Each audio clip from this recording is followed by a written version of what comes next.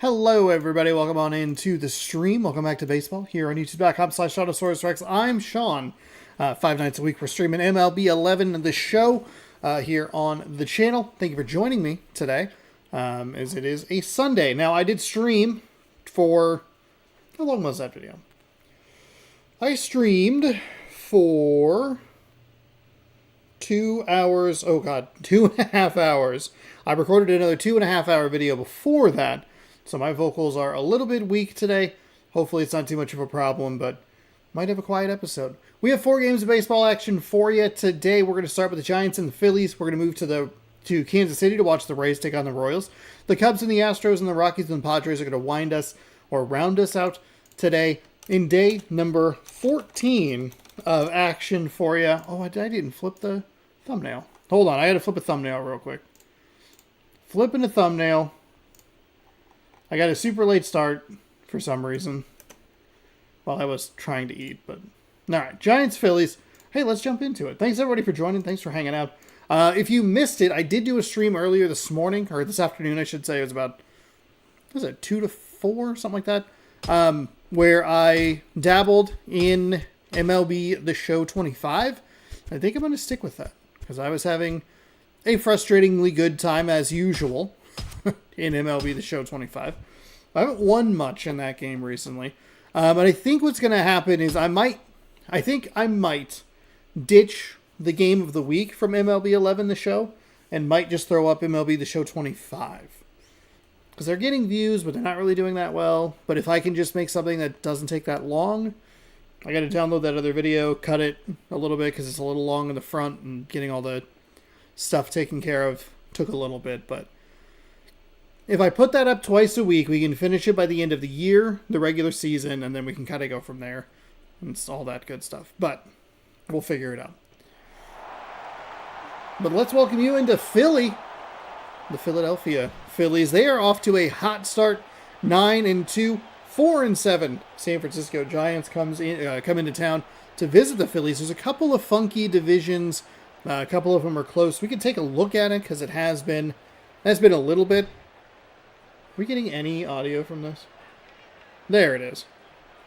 It's just a little quieter than I realized. But welcome on into Philly, your destination for the first game of the day. I gotta figure out when the All-Star game is. What was I looking at? I pulled up YouTube Studio. Oh, that's right. Justin Morneau's our player to watch, a 1.58 ERA. That Philly blue hat looking a little lighter. Is this like one of their kind of alternate uniforms?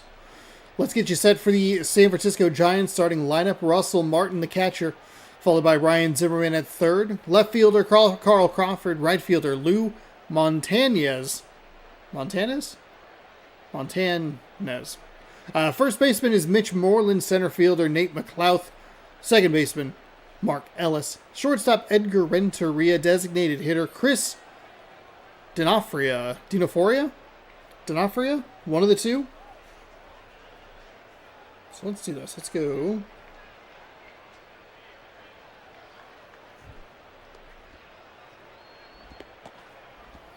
Tommy Hanson 1-0 with a 1.35 ERA in 2 games, 6.2 innings pitched. It was 7-1, I believe, but that's what I get for looking at my phone. 715 hits, walks, and strikeouts. So, I guess, you know what? Let me know down in the comments below. Do you want to see games of the week? Do you want to see MLB The Show 25 gameplay? I don't want to play 4 games in one day. That's too much. That pitch stays high. Because if you don't know, the mini seasons in MLB The Show are 3-inning games. They are 28-game seasons. And the way that I was able to figure it out was you could, thanks to a little bit of help from the chat and just kind of trial and error, which I need to be more willing to do. You can basically open like 20 packs of cards, get a team, and then kind of go from there. Top of the first, 1-1. But I had a good time trying to jump into it.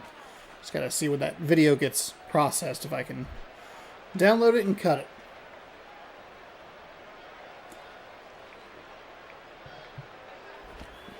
And that pitch is outside.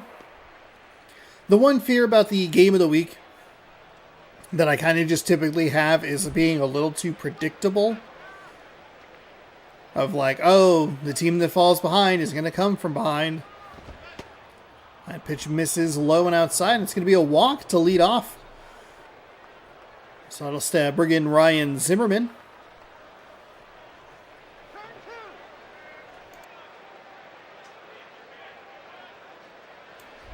Throat is already not having it. It feels like I commentated 4 hours of basketball. Get excited for that. March Mascot Madness coming back soon. What? Alright, let's lock into this game here. San Francisco has one on, nobody out. And the Philadelphia Phillies pitcher struggling to throw strikes, but there is strike one there. So count at 1-1 after walking the previous batter.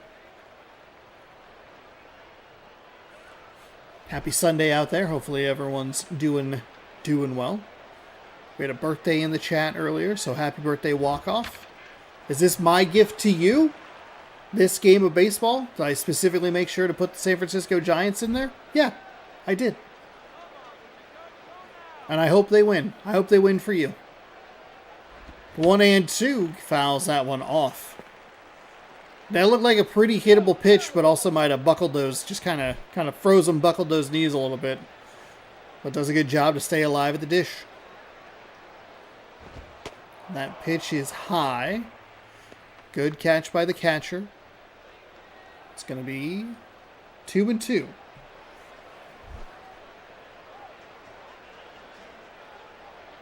Got to play a lovely amount of Power Wash Simulator 2 today, so look for that on Thursday. It worked near flawlessly. We had one crash, and that was it. Full count. As the pitcher winds and fires, foul away. It was going to be right on the edge of the zone. It's a good pitch to foul off. Probably not looking that far over the plate. You don't want it to be fair. They're going to check on the runner at first. As the crowd applauds.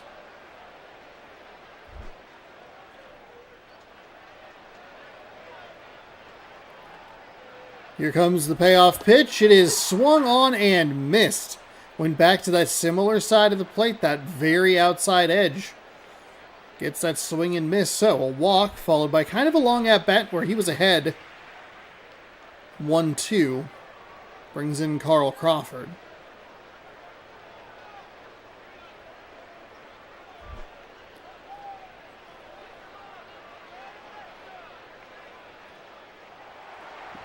They are going for the steal or a hit and run. But the ball is foul. You can see and hear that crowd stand up and start chanting, cheering. That pitch misses low.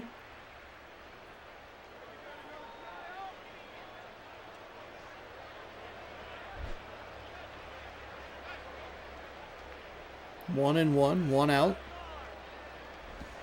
That pitch inside.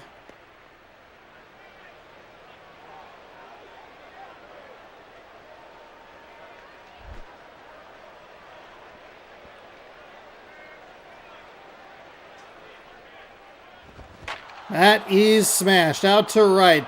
It is going. It is gone. 2-0 lead, and we got absolutely nothing.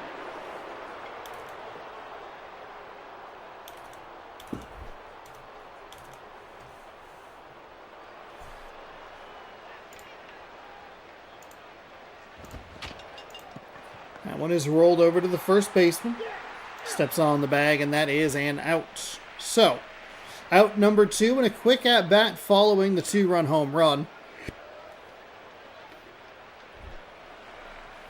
Mitch Moreland.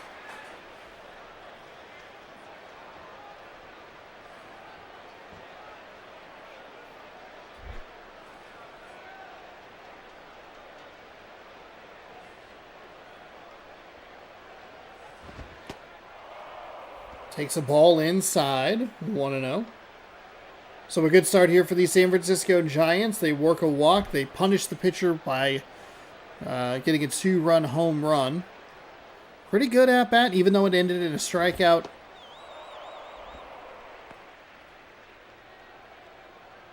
And it has a team that's under 500 beating what's been a juggernaut here early on. Philadelphia sitting at 9-2 in the AL East. These are games that feel like they're maybe a little more important for the San Francisco Giants here in the early stages. Granted, 82-game season, we got a long way to go.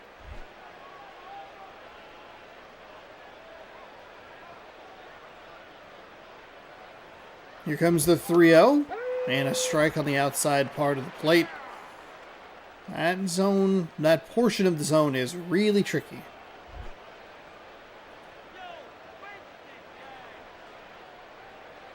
Here comes the 3-1. Computer loves aggression on this count. They do a good job to be patient, and that is the second walk issued. So the Giants lineup is a little tough. It's a number of left-handed hitters that we've seen. The home run was a left-handed hitter.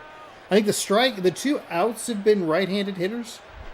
Everything else has been lefties, so 2 walks and a home run.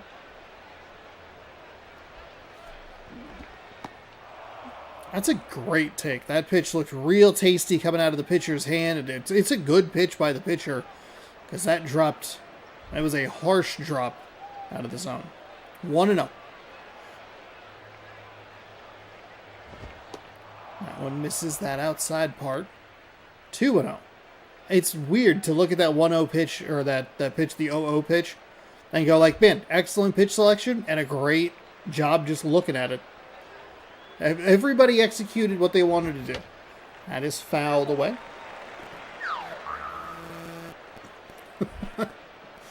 That's going to be my subscriber sound. When people subscribe.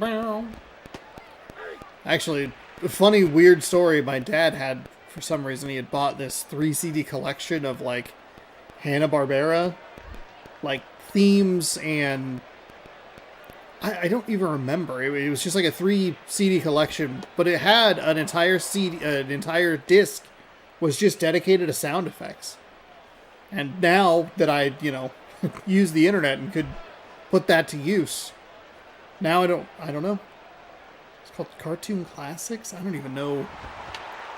Fouled away. Second time that San Francisco's tried to put on the hit and run. Second time it's been fouled away. First time it ended in a home run. How does it end this time? It is a 3-2 count. 2 away.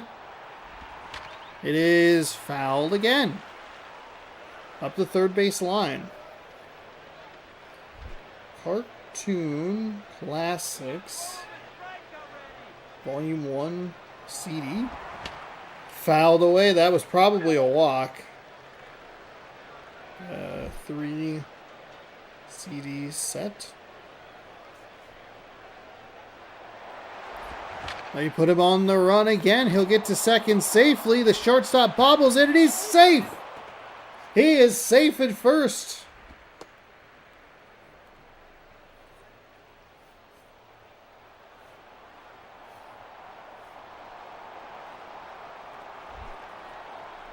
Oh, there it is.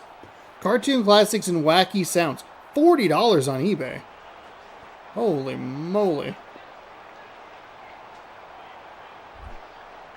That's what it is. Cartoon Classics and Wacky Sounds.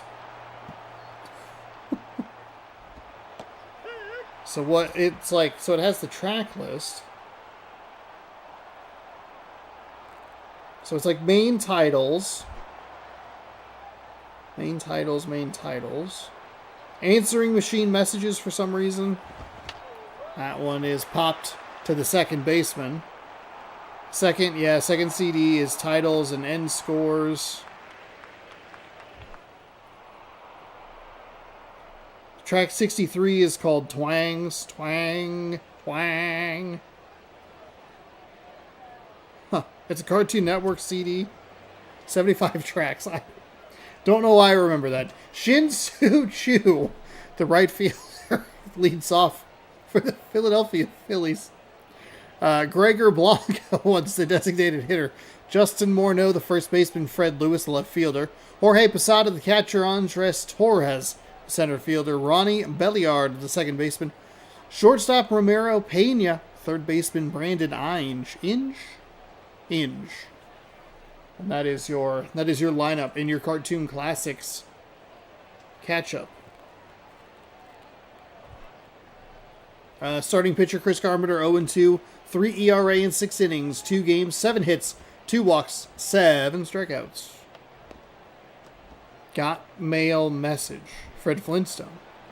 Quick Draw McGraw has one as well. There's your San Francisco Giants defense. I'm shocked to see that this is so expensive. The CDs contain a collection of classic and wacky sounds, appealing to fans of nostalgic cartoon themes and soundtracks. Oh, there's just a whole CD of sound effects. Weird. That is hit up the third baseline and fair.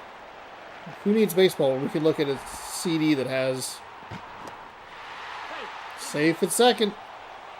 Not for commercial use. Interesting. Drums. Acrobatic roll with accents, trip and slide down. Double takes. Ba, B, U, Wii U. Okay. All right. We're locking in. We're locking in. There's nobody out. There's a runner on second. And a swing and a miss. Strike number 1. It's a good job by Shin-Soo Choo for the Phillies there to get on second and start getting this. Starting to put runners in scoring position as immediately as you can to get those 2 runs back.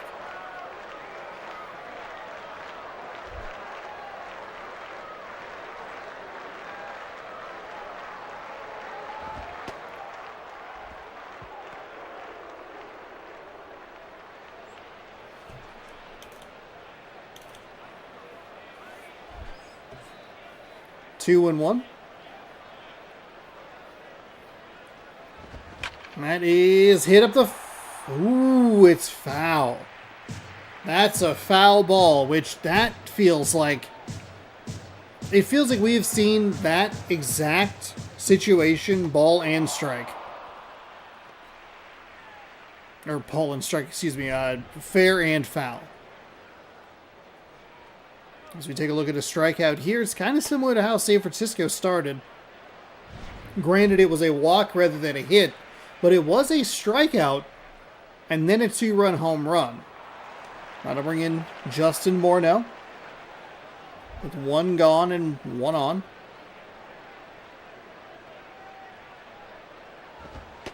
That pitch is outside.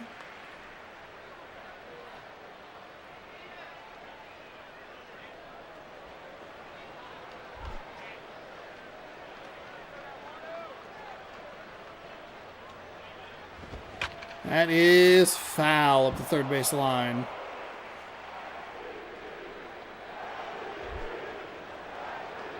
MVP chance rained down in game number 12 for the Philadelphia Phillies as that pitch is outside, which means they've only had 2 days off, and one of those would be the opening day. Because we're on day 14, they're 9-2. That is foul. Maybe it's a good thing for the Phillies. Get to a 9-2 record, have a hot start.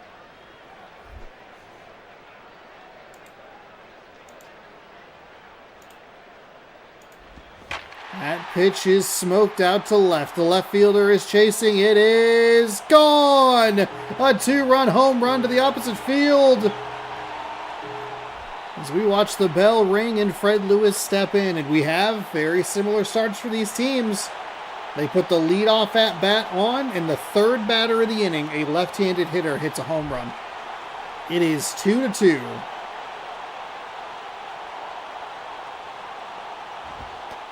That pitch is in for a strike, high inside quarter.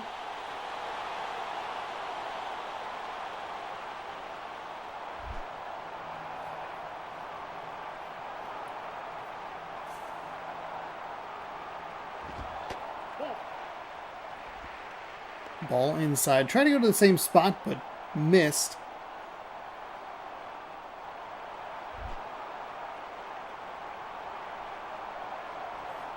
So a 1-1 count with one away. So the pitcher winds and fires, misses that one low.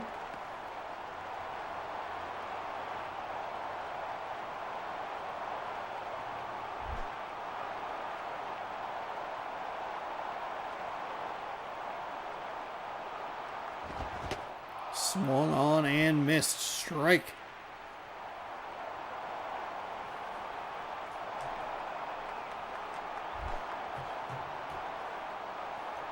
Two and two.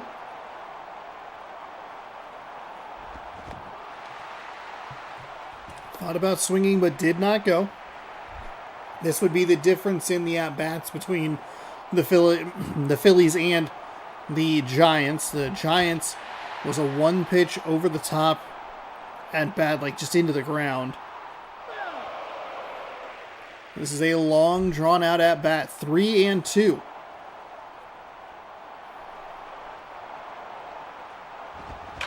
That one is foul.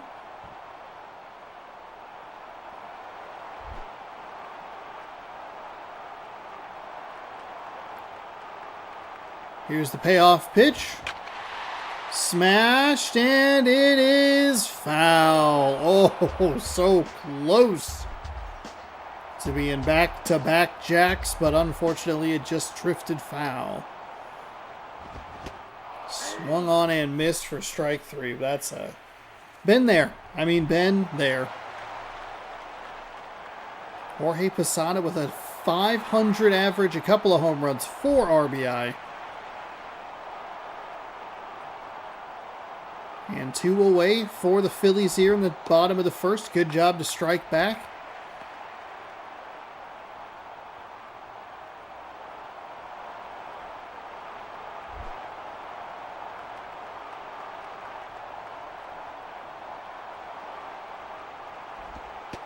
That one misses low.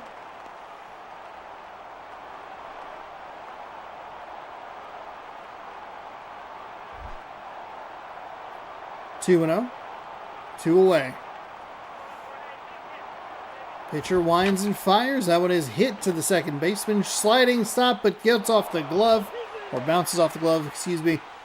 Fires over to first, and that is how another runner gets aboard. And we saw that in the top of the first as well.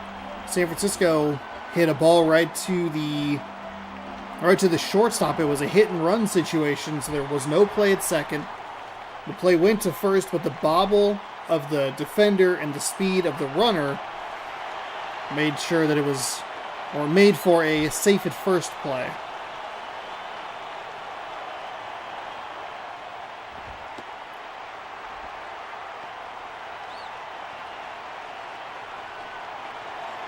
So a funky first inning has 1 on and 2 out for the Philadelphia Phillies.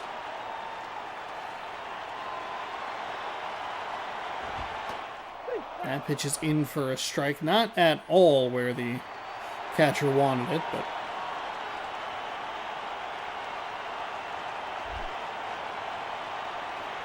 one and one. Pitcher winds and fires. That one's in for a strike.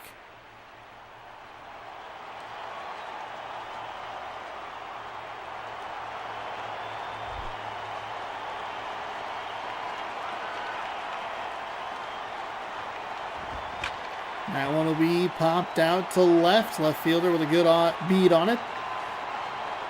Runs in and then fine-tunes it for the out. So, San Francisco, 2 runs on 1 hit. Philadelphia, 2 runs on 3 hits. Only Philadelphia charged with an error, interestingly.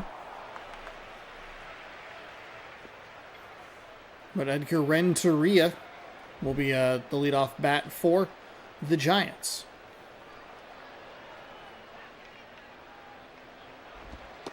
That pitch misses low.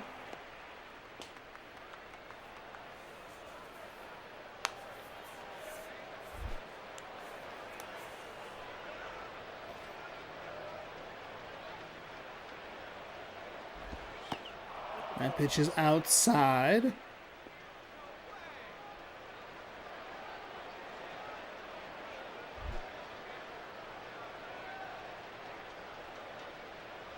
Here comes the 2-0. Pitcher winds, fires, and it is hit well out to left. Left fielder chasing, it is, and out. It's one of those swings you just have to remember. It's about the process. Nice job by Lewis out there in left.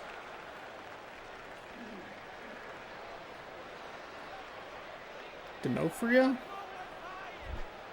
We were not close on his name. In the lineups, it was bad. Now, we do see this pretty frequently in this game so far, and granted, it's only one out here in the top of the second. Sometimes when those first innings are a little wild, which I would say that they were for both sides, giving up 2 runs, the second inning usually features some pitchers that settle down, or it's just parts of the lineup that just aren't particularly good. But either way,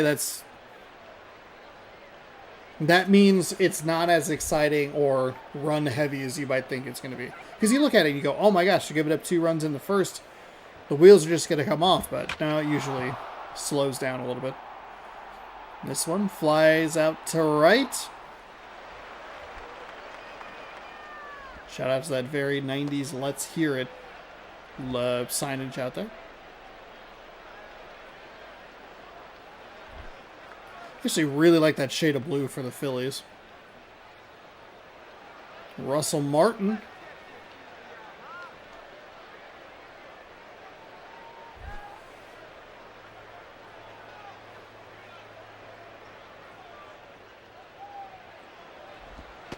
That pitch is outside.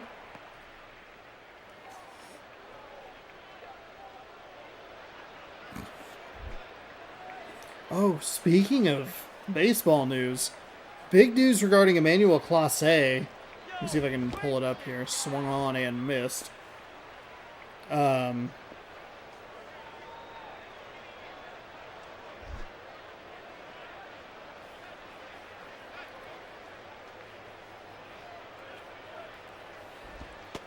pitch misses.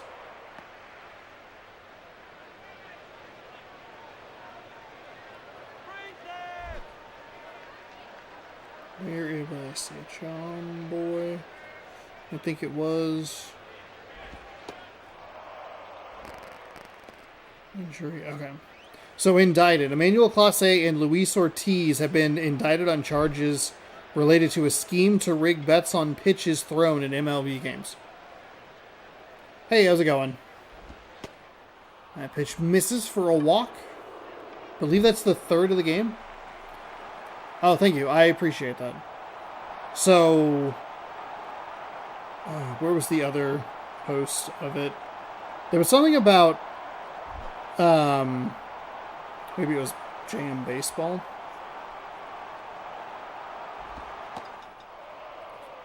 Yeah, JM.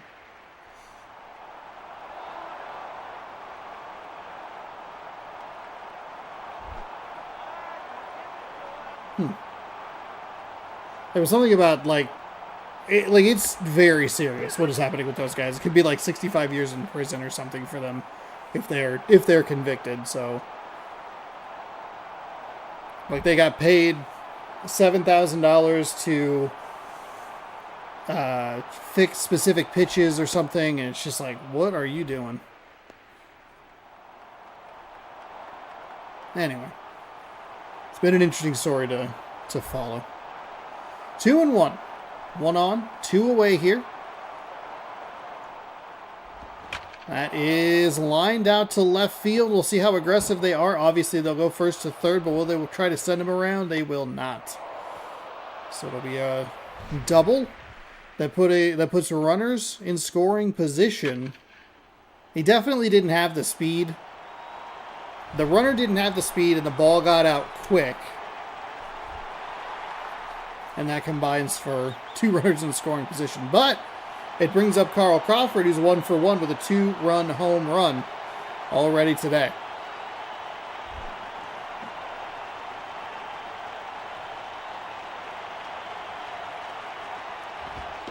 He'll take a pitch inside for ball 1.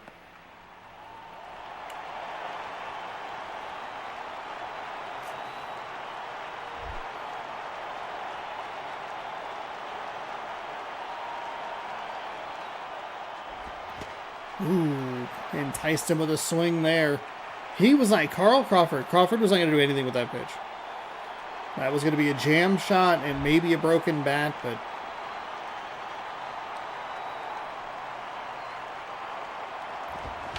tried to move outside a little bit. The third baseman has room in foul territory, and it is, an anticlimactic out. So, the Giants put 2 on in scoring position, but cannot come away with any runs. Philadelphia, Belliard, Pena, Ainge? Maybe. Not 100% sure.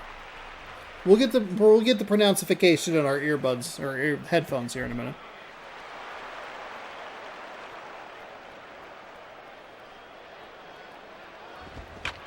That is hit to the shortstop. Scooped cleanly, which does feel like an important thing to mention during this game because there are a surprisingly frequent number of bobbles between the second baseman and the shortstop.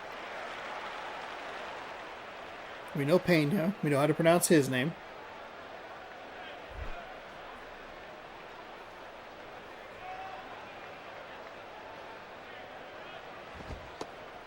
That pitch stayed high.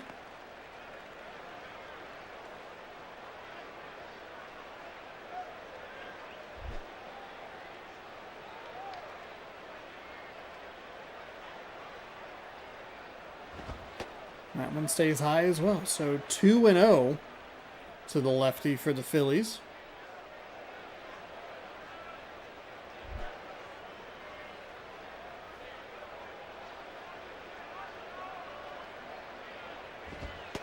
That pitch misses low, so a 3-0 count here. This is a hands-off controller.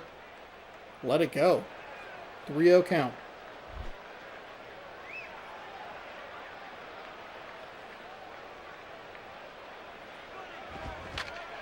And instead he swings on it. Pops it out to left, and that'll be an easy out.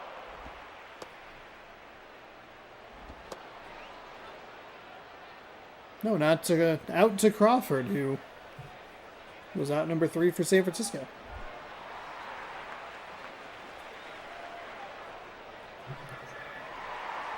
Brandon Inge.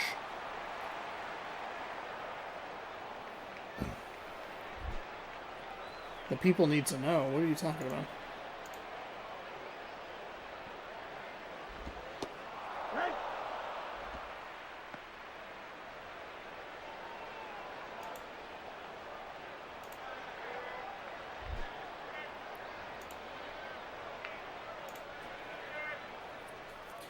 Oh and 1. That pitch evens it up at 1-1.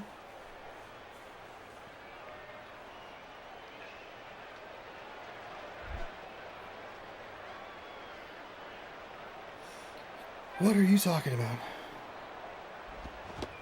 Swung on and missed.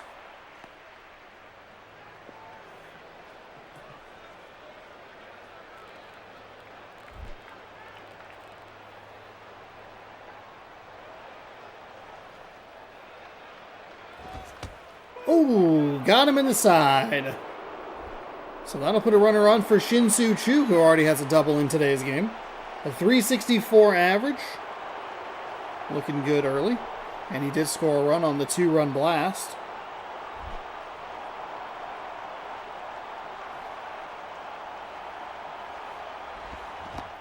Swung on and missed. Big curveball there.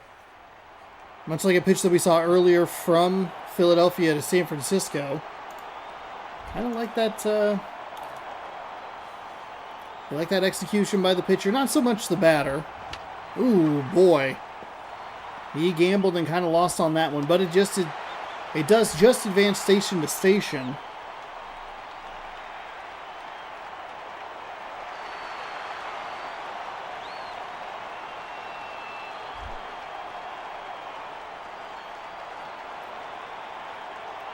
So 2 on and 2 away. And that pitch drifts over for a strike.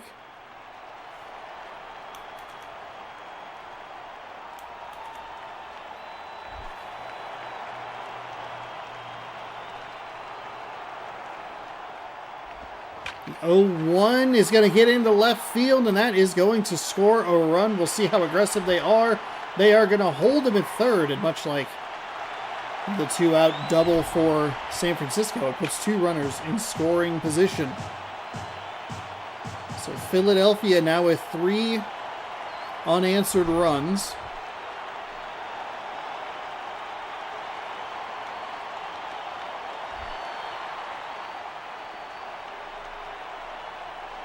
Justin Morneau, he has a 2-run home run. And it's 2 on and 2 out for the Phillies here in the bottom of the second. Low for a ball, 1-0.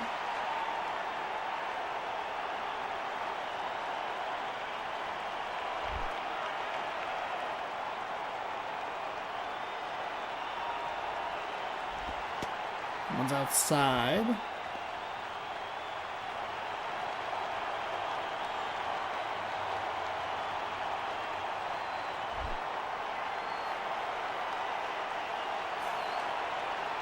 Pitcher's ready. Here comes the 2-0. Now one gets the top of the zone for strike one.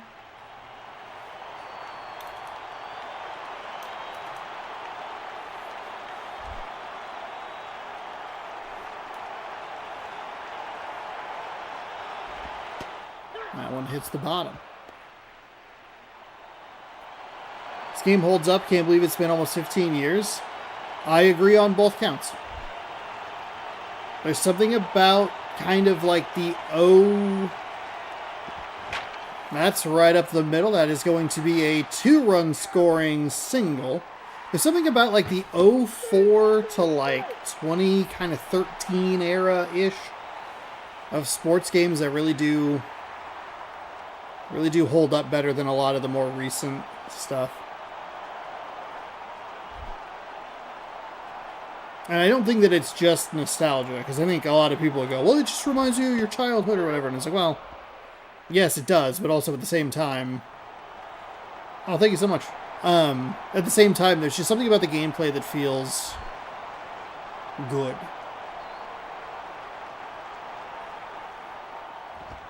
That is smashed and foul.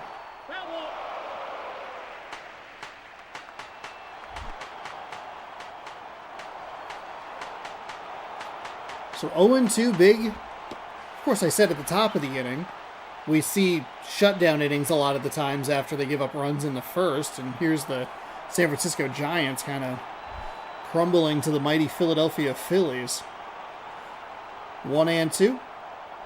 It is in for a swing and a miss. That'll be strike 3, but Philadelphia strikes for 3 in the bottom of the second. Montañez, Moreland, and McLeod are going to be the last hope for the San Francisco Giants.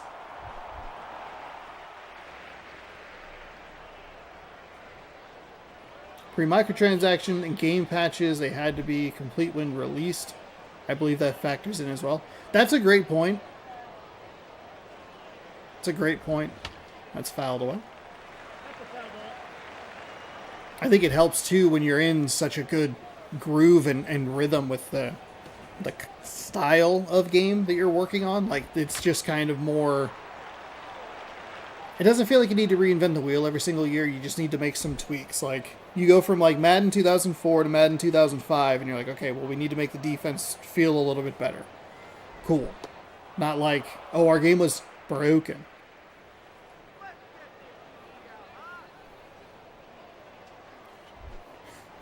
Oh, thanks. I appreciate the kind words. 1-2. It is hit to the second baseman. Throws over to first, and that is out number 1.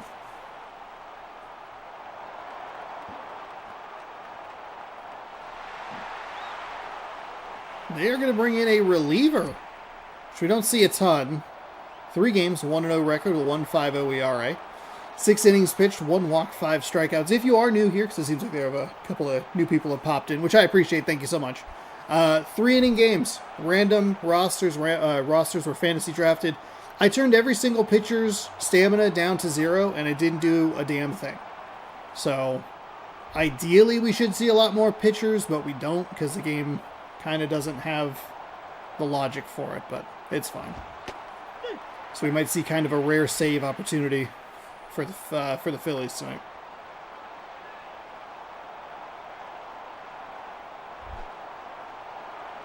How often do I stream this? I stream this Sunday, Monday, Tuesday, Thursday, and Friday at 6 p.m. Pacific time, as that is hit to the third baseman. Spins and fires. Nice strong throw across the diamond for out number 2. So Nate McLouth, it's up to you to keep this line moving.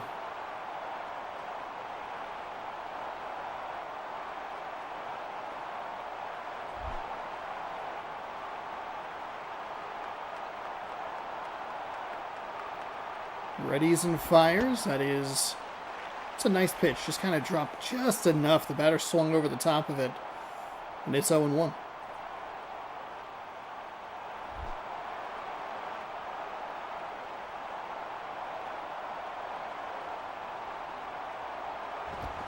Catcher set up outside, but so often we see that pitch drift in.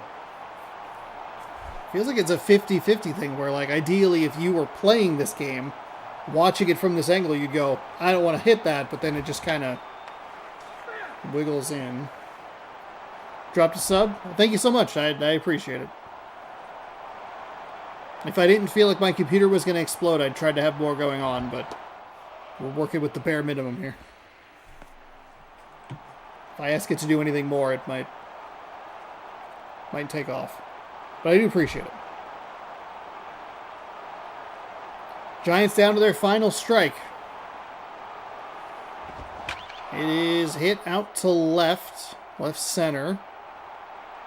Okay, and that will do it. So the Phillies fall down 2-0 in the top of the first. They score 3 in the bottom of the first, 3 in the bottom of the second. And that will do it for game number 1. But don't worry, we got 3 more games coming your way.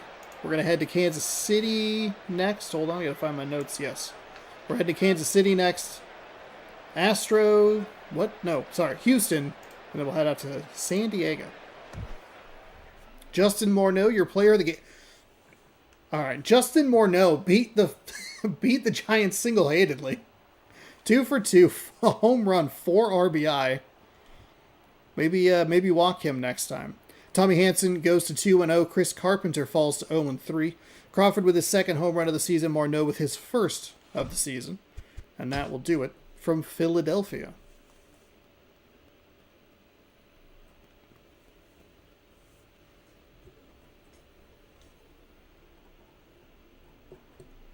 We do get to witness the power of the PlayStation 2 load times, which I got a little thrown off because I did play some MLB The Show 25 earlier today. And I was like, oh, this game loads fast.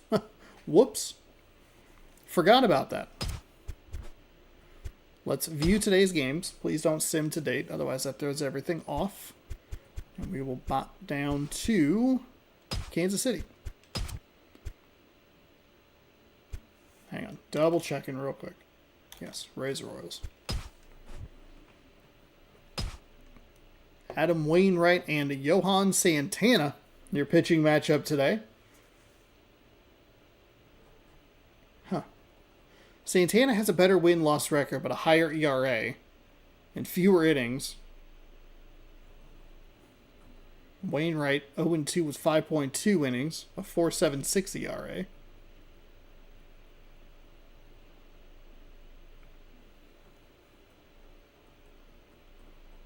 Just a couple extra hits one way rather than the other.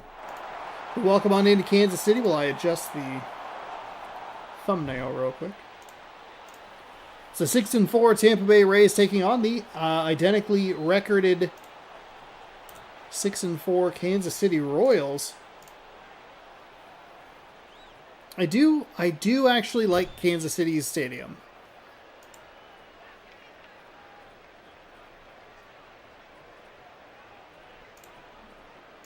I enjoy the water feature out in the outfield.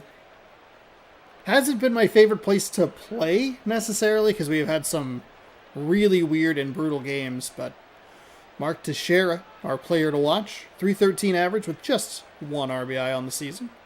But we'll keep an eye on him because the game told us to. Here's your starting lineup for Tampa Bay. Franklin Gutierrez, the right-hander, in center field.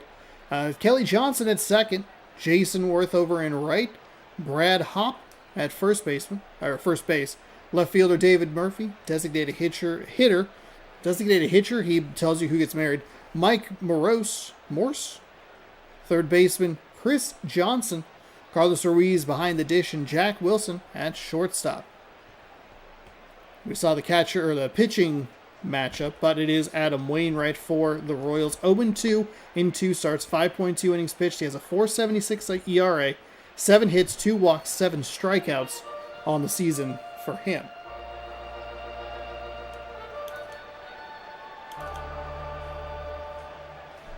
Here's your defensive lineup for the Tampa Bay Rays.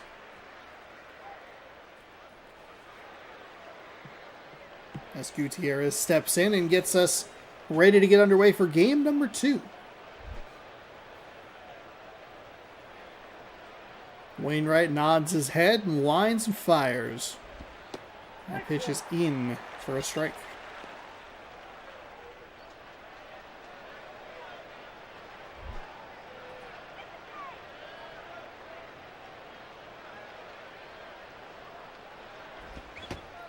It's a big swing and miss on a pitch that dropped out of the zone. 0-2.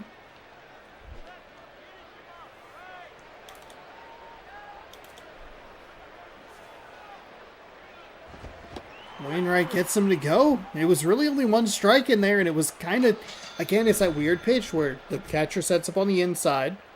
And we see the pitch track here. The early swing on the 91-mile-an-hour four-seam very far out of the zone. But he threw one good pitch inside. They kind of drifted. It looked like they wanted to challenge him more inside. Dropped one low, got the swing and the miss, and then he had to protect.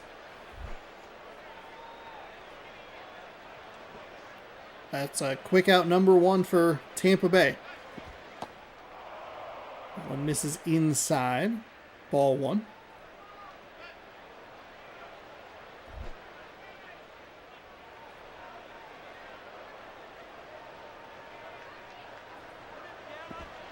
That one missed by the catcher, but doesn't matter. A lot of face palms out there. How could they? That pitch stays high, so 3-0. After a very quick 3-strike outs, 3-0 or 3-0 the count here. Of course, 2 of the pitches they threw in the last at-bat were balls. And issues a 4-pitch walk. And that'll bring up Jason Worth, hitting .400 with a home run. He's knocked in 4.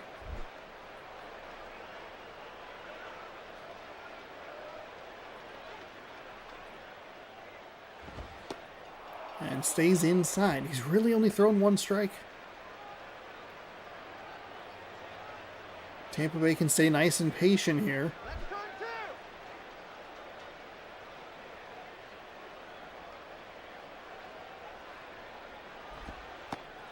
That one gets the bottom of the zone. It's a good take by the Rays bat.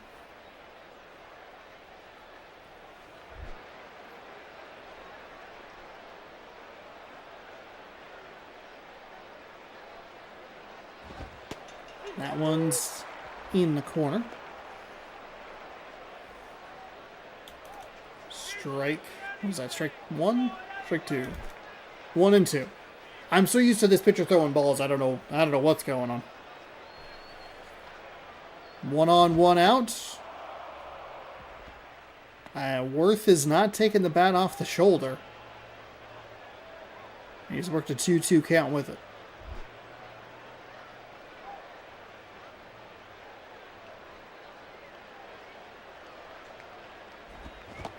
It's a swing and a miss on a pitch on the outside. That'll be out number 2.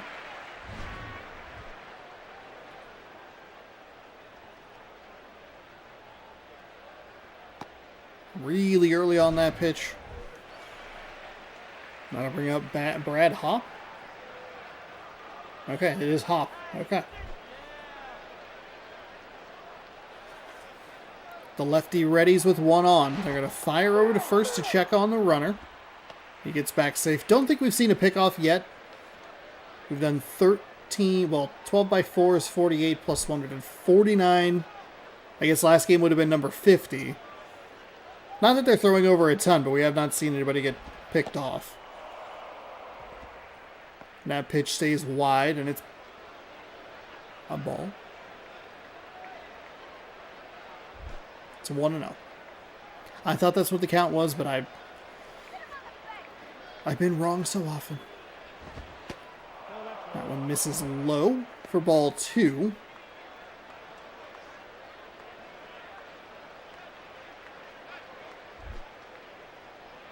Kind of a laborious inning here for Wainwright and the Royals. Swung on and missed. Nothing really put in play. It's been a couple of strikeouts, but the second strikeout was a lot longer than the first, and then it was a 4-pitch walk.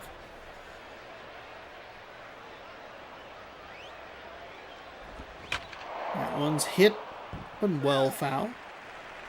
And no shot for anybody to get to it.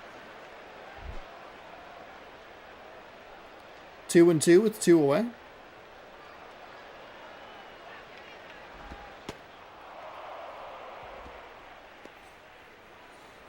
Try to go back outside, but missed for a ball, and now it's full count. 3-2.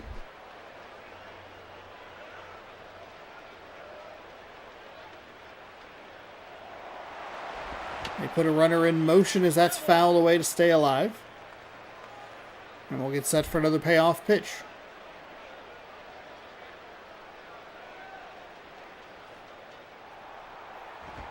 Unsurprisingly, sending the runner in motion. That's why you get that crowd noise.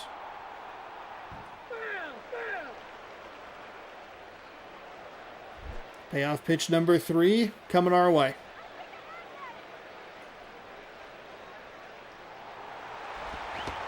It's a swing and a miss, and that will do it. So, sees 4 batters, strikes out 3 of them, and walks 1. Nothing, a couple of foul balls put in. Not even in play, but funky start to this one. We'll take a look at the Royals starting lineup as center fielder Austin Jackson, followed by designated hitter Reed Johnson. Mark Teixeira's over at first, Travis Snyder in right, Alexi Ramirez playing short, Josh Willingham, the left fielder, Brian McCann at catcher. Second baseman is Neil Walker, and third baseman is Placidio Polanco. It's one of those names that I feel like when I see, I can hear it, but I can't get it from my brain through my mouth. Placido Polanco? I know the last name. Johan Santana, 1-0 with a 5.40 ERA. 2 games, 5 innings pitched, 5-2-7 hits, walks, and strikeouts. Here's your Tampa Bay defensive lineup.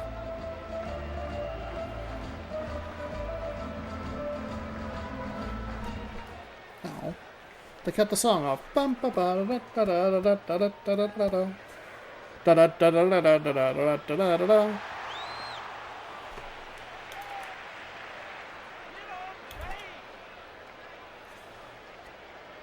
It's a lefty starter here for the stats show so briefly that I don't even take into account left-handed versus right-handed sometimes. That one is flied out to center. 1 pitch, 1 swing, 1 out in the bottom of the first.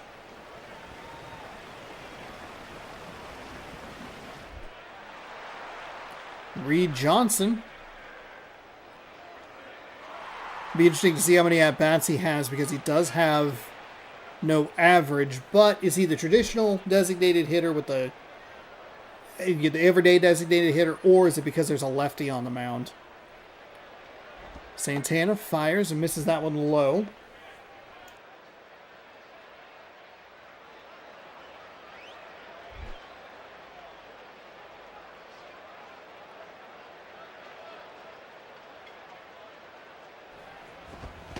Swung on and missed.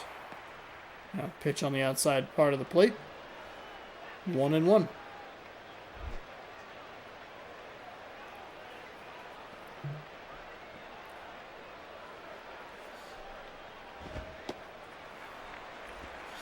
That one drops low out of the zone, so it'll be ball 2.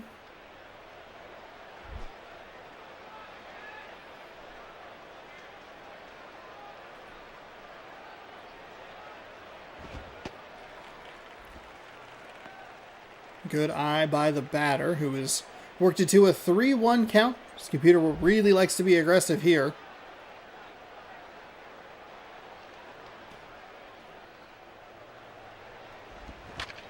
That one's foul.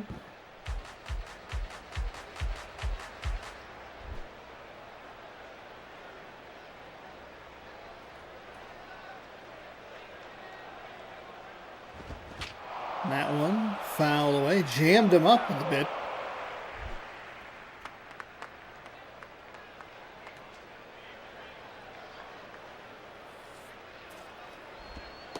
That one is a walk. Just missed that outside part of the plate.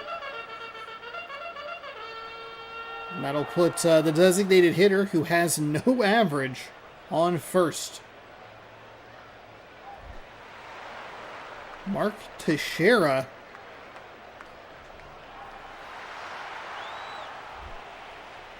I'll be honest, I forgot already what the who the player to watch was. Might have been Teixeira.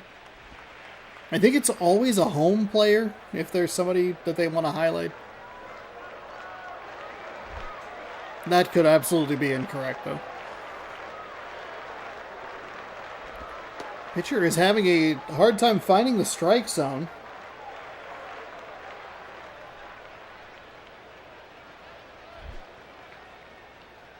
He falls behind 2-0. One on and one away, as this one is a jam shot out to the second baseman, who makes the catch, and Travis Snyder will step in.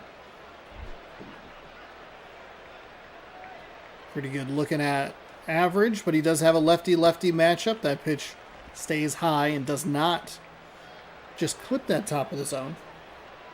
I may or may not have gotten fooled with one of those pitches today playing MLB The Show 25. Just as irritating as I remember. That one stays high as well. 2-0. So 2 batters in a row now that he's fallen behind 2-0-2. 2.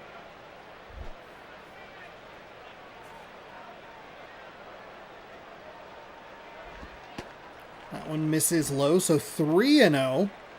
And really struggling. I mean, he's walked a batter. He got the pop out, but he was still behind in that count. He's behind in this count. There's a strike, 3-1.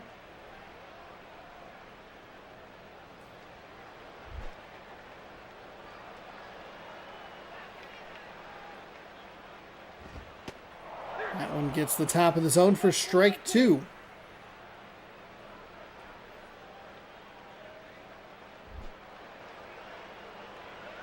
Both lefties ready, and here comes the payoff pitch. Misses outside. It'll be ball 4. So, runners on first and second, both via the walk. Santana has to have thrown. There's no way he's thrown more strikes than balls. That might genuinely be an impossibility. Well, no, if it's a 4-ball count, but even if there's 2 foul balls with 2 strikes, then that'd be 4-4. So I guess it would be possible. I just don't think any of the bats have been that competitive. That one is rolled over to the third baseman. Stands and fires over to first. Probably a little aggressive there. Santana had been letting the batters ahead in the count. So it gets aggressive and rolls over it. So 2 Kansas City outs are 2 first pitch swing outs.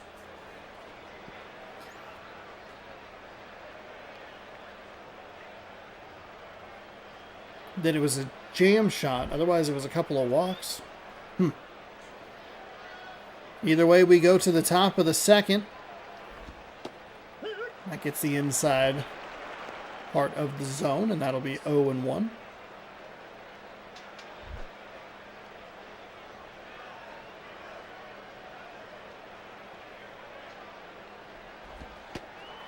That pitch is in for a strike.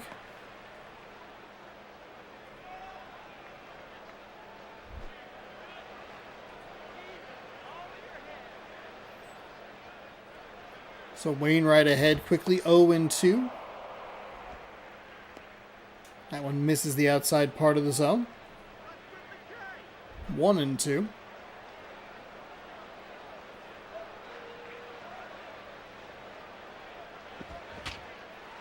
Hit but foul. Nice pitch selection from Wainwright. He wasn't going to do anything with that pitch.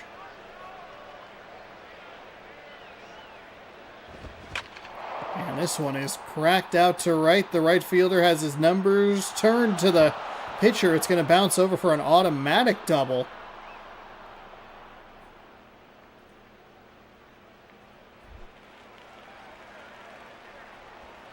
Oh.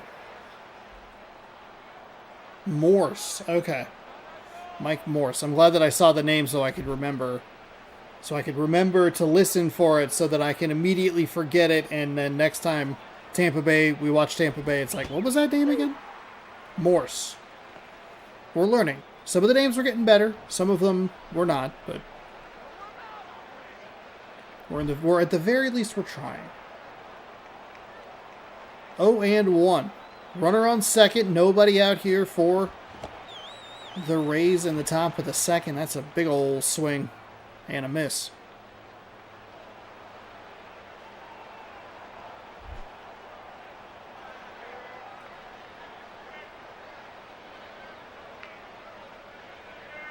Here's the 0-2. That stays outside. Ball one.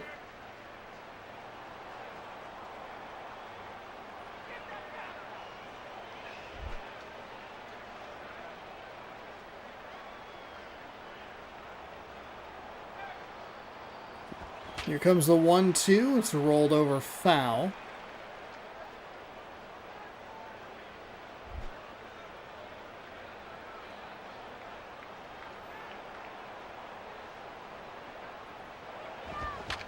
That one hit up the third base side foul.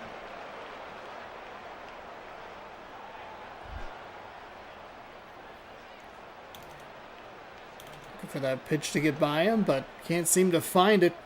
Here comes the 1-2 yet again. It's looped into left. It's caught. And that will be out.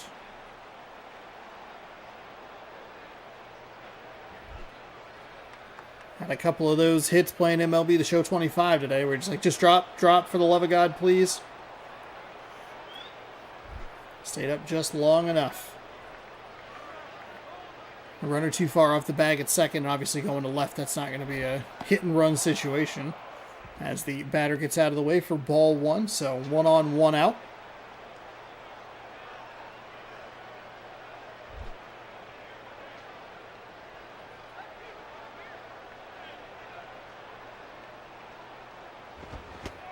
Big swing and a miss under that one.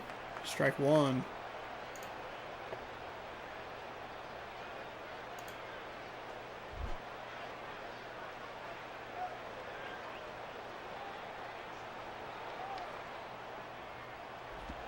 That is hit out to right. Might have an opportunity for the tag. He does.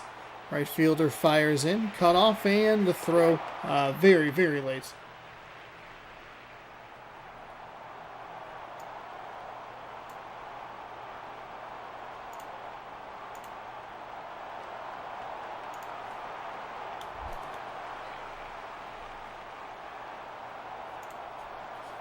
So Carlos Ruiz will step in with a runner on third. Looking for that go-ahead run here in the top of the second.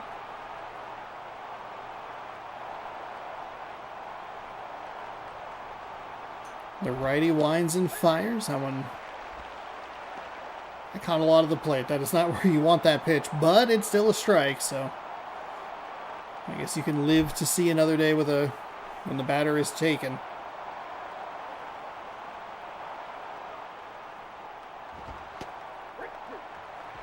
That's in for strike two. So Wainwright gets ahead 0-2, but he's had trouble putting batters away in this count. Seen it a couple of times here in this one. Does he go right at him? Does he get too cute?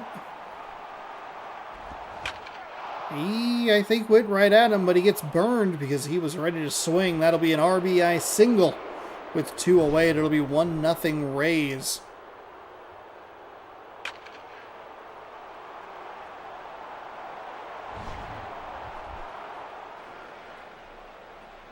Oh, Jack Wilson. Go Mariners.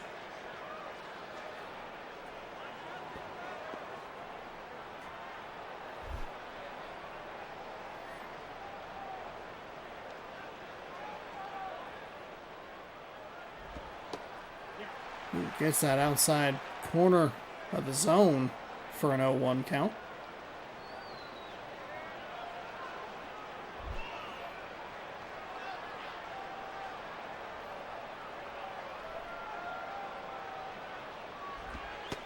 That one misses low, so 1-1.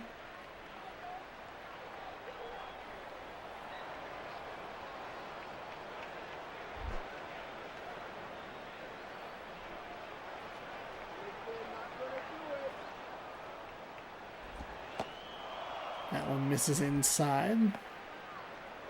2-1. In a really nice location on that first pitch. And he's tried to tease the zone with the last two, but just can't quite get the location. That was a little more hittable. It feels like the first genuinely bad pitch of the at-bat. Makes it 2-2. 1 on with 2 away here as the pitch comes in. It's hit. Third baseman dives and misses it. The left fielder scoops it up as they're going to work station to station. With a second in a row. A second hit. Second 2-out hit in a row. That's what I'm trying to say. Franklin Gutierrez, go Mariners. 0 for 1 with a strikeout. And it was a quick strikeout. It was a really nice pitch inside. A pitch that missed low that Gutierrez swung over the top of. And then a pitch way outside in the left-hander, toward the left-hander's batter box. As this one is rolled over. Second baseman misses it. They're going to send him home. Right fielder's going to have a chance. It is out at the plate. Out at the plate. That's exciting. That was a bold send. Tampa Bay leaves 2 on, technically. Because that was a single. Would have been bases loaded. Whew. It's a nice throw by the right fielder. Gets it there in time for the tag out. And holds it to a 1-0 lead. Interesting to look at that from like 2 different perspectives and go, man, Tampa Bay maybe threw away a great opportunity, or Kansas City, good job executing to hold them at a 1-run deficit. See if Santana can clean up his pitching mechanics. Not a great start, 1-0.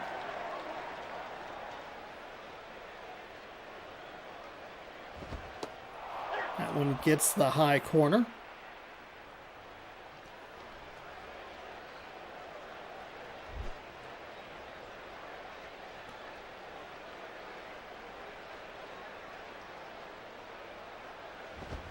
That is smashed out to left. Going to be a double easy as it rolls around the corner. Left fielder fires in, and a stand-up double in that. What does Jake Storielli call it? He's brought the stat up a couple of times. Of like, we should be putting more weight on a fight back inning, a bite back inning. That doesn't sound right. Where they scored 1. What can you do immediately in the next half inning? And a leadoff double. That's a great start. Lefty-lefty matchup here is Santana gets the call.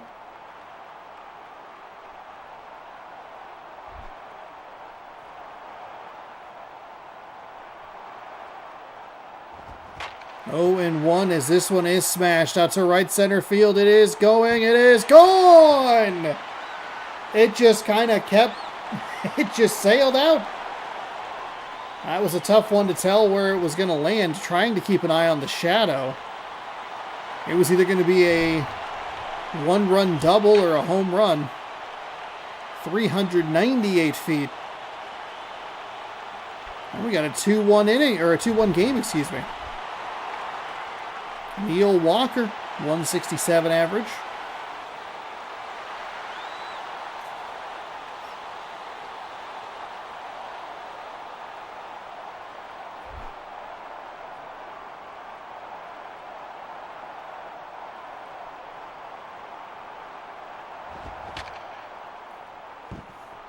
Kansas City Royals team starting to get a little aggressive at the plate.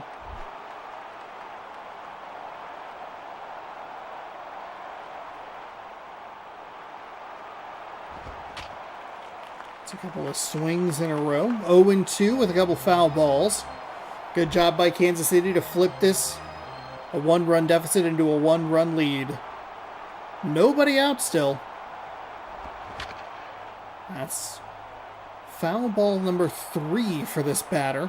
It's 0-2.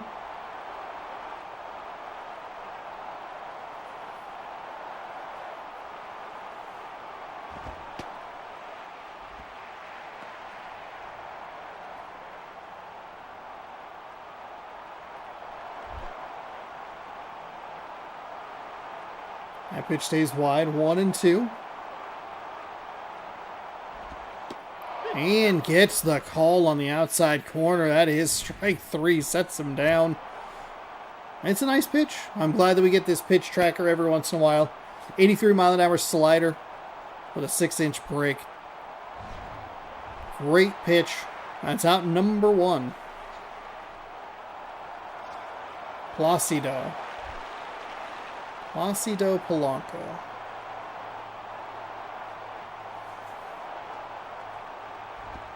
One gone and gets the strike. Similar spot to the last pitch. I think that's why you see that batter be aggressive.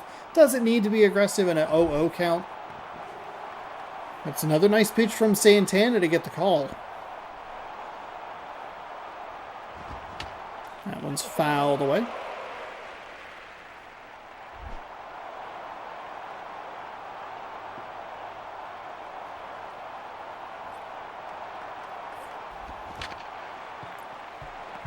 And that pitch is rolled over. Fired over to first after a clean snag at short. There is an out.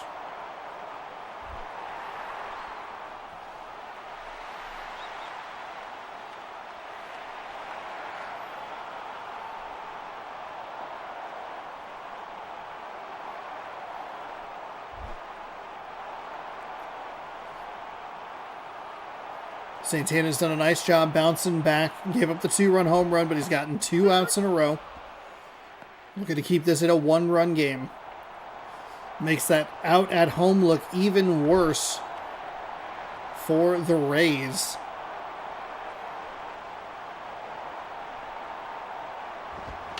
That one's fouled away. Just gets a piece of it.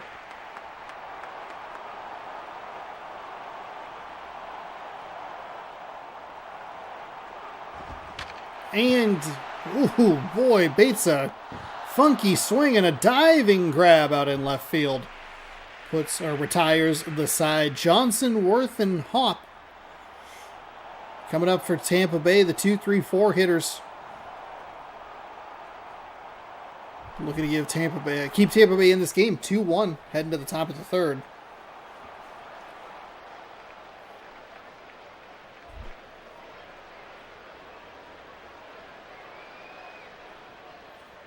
Wainwright winds and fires. That is foul. Good swing on that pitch, but could not get it to stay fair. 0-1. That pitch is inside.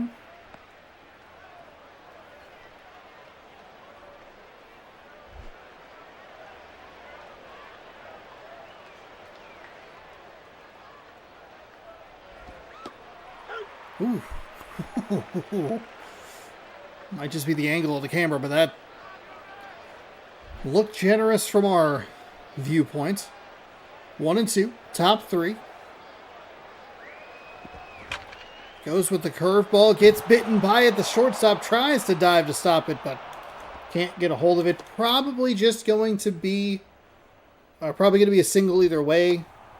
It's going to take a pretty incredible effort to get that to first base. That will force Kansas City to go to the bullpen. Jim Johnson steps in, 2 games with an 0-0 record. He has 1 inning pitched, clean, no ERA, 1 strikeout, no walks. I guess we don't know if it was a clean inning. He could have given up a couple of runs that weren't his to give up, but whatever. So 1 on with nobody out. Fresh arm from the bullpen for the Royals. Gets the strike call on that one. 0-1.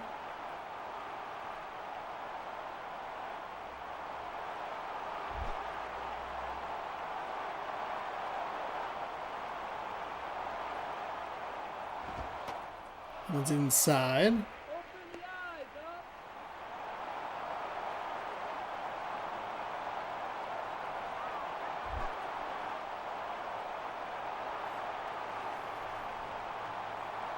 One and one. He gets over the top of it. The shortstop tries to slide. Comes up a little bit short, so the shortstop, they're going to be really tough plays for him to make. He's really trying. He just hadn't been able to time it up correctly. Slides maybe just a hair early. So the Rays now with 2 on and nobody out. It's going to bring Brad Hopp up to the plate. He has a 100 average on the season. It is 0 for 1 today.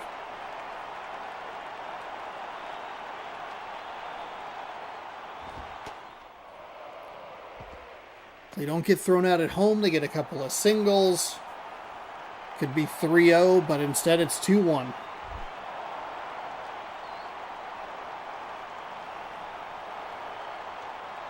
Here's the 1-0. That is hit out to right. Right fielder is chasing it, waits under it. Makes the catch and is going to fire over to the cutoff man who will fire to third late. Tying run 90 feet away.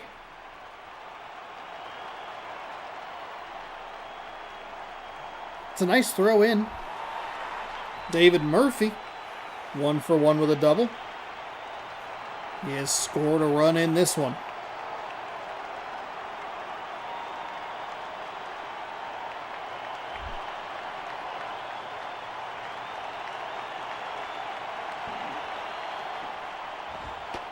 That stays outside for ball 1.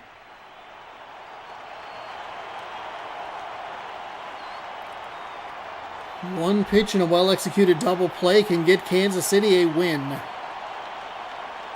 A lot of ways to score that runner from third. Fouled away.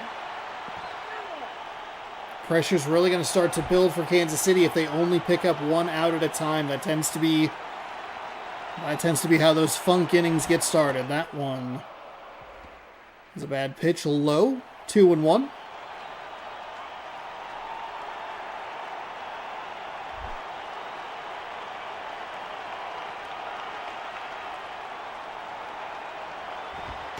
That one gets the bottom for a strike. 2-2.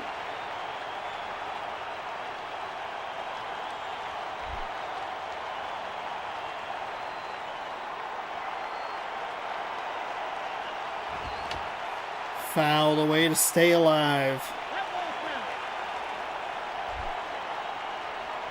Kansas City's crowd coming to life here. Here comes the 2-2. It is well foul.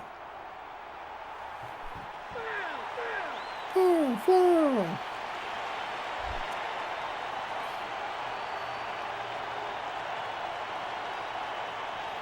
Another 2-2 on the way inside. Didn't clip him, but got close. That fills up the count. This is not where you want to be.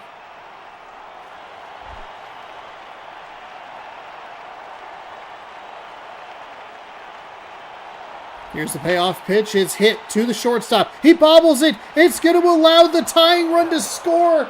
He's out at first, but the double play can't happen because the shortstop is having yet another play as we get the cool animation. He got tossed! He just got thrown out of the game! I don't think you can touch the umpire like that, but the Ray running to first base. We could take, you know what? We'll take a look at it. Oh, we can't take a look at it. No! It was tight. I'm guessing he was out by about half a step. Yeah, we can't take a look at it. Darn it. It must be because he got thrown out, I would guess. I do think it's funny that in these older versions of the game, the umpire goes, "Time!" Play ball.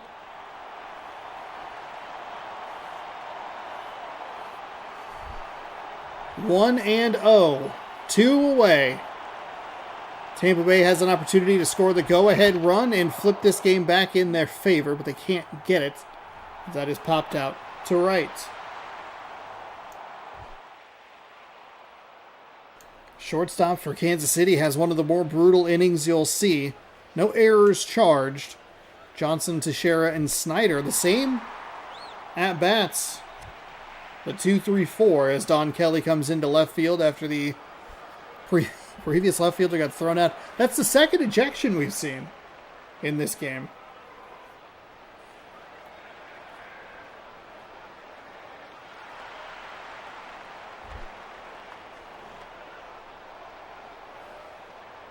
So Santana, who's had a bit of a rocky start, in for inning number 3. It'll be interesting to see how aggressive or not these Royals at-bats are, or batters are.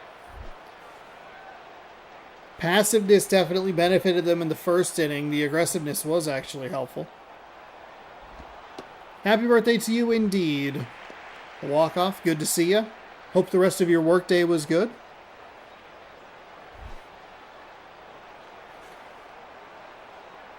As we have a 2-0 count here.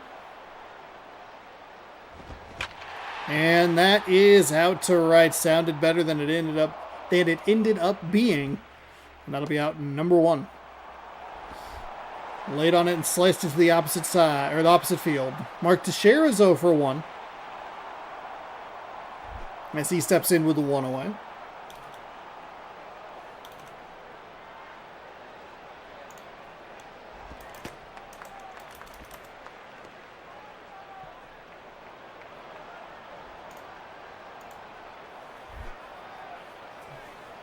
And yet again, Santana falls behind. He's done that a lot today. 2-0 count now.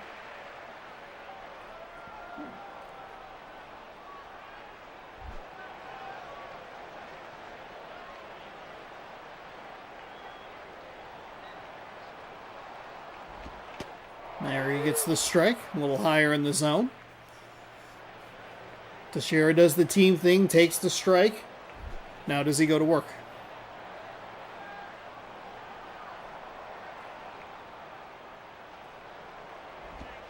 That one stays high and outside, so ball 3 makes it 3-1, and we know what a 3-1 count means. These batters love swinging on 3-1.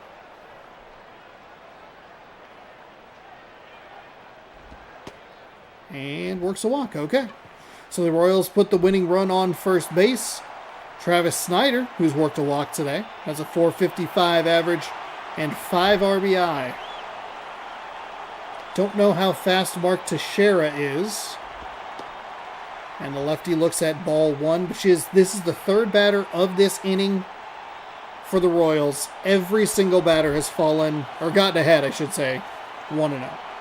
The pitcher falls behind 1-0, the batter gets ahead 1-0. That pitch is low. So another 2-0 count.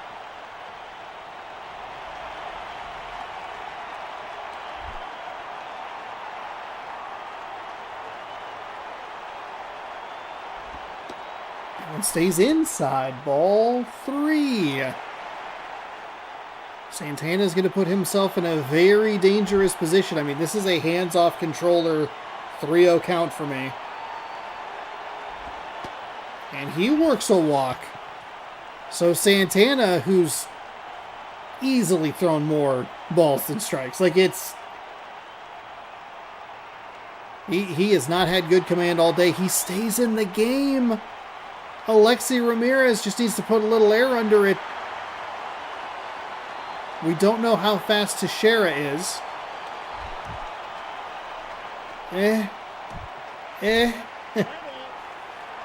Not great, not terrible. That is hit to left field. Teixeira is going to have to be held at third. I was sad with the Giants traded Mike Yastrzemski to the Royals.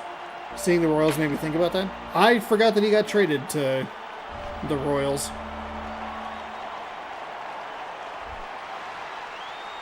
They get anybody good like, back, or was it prospects?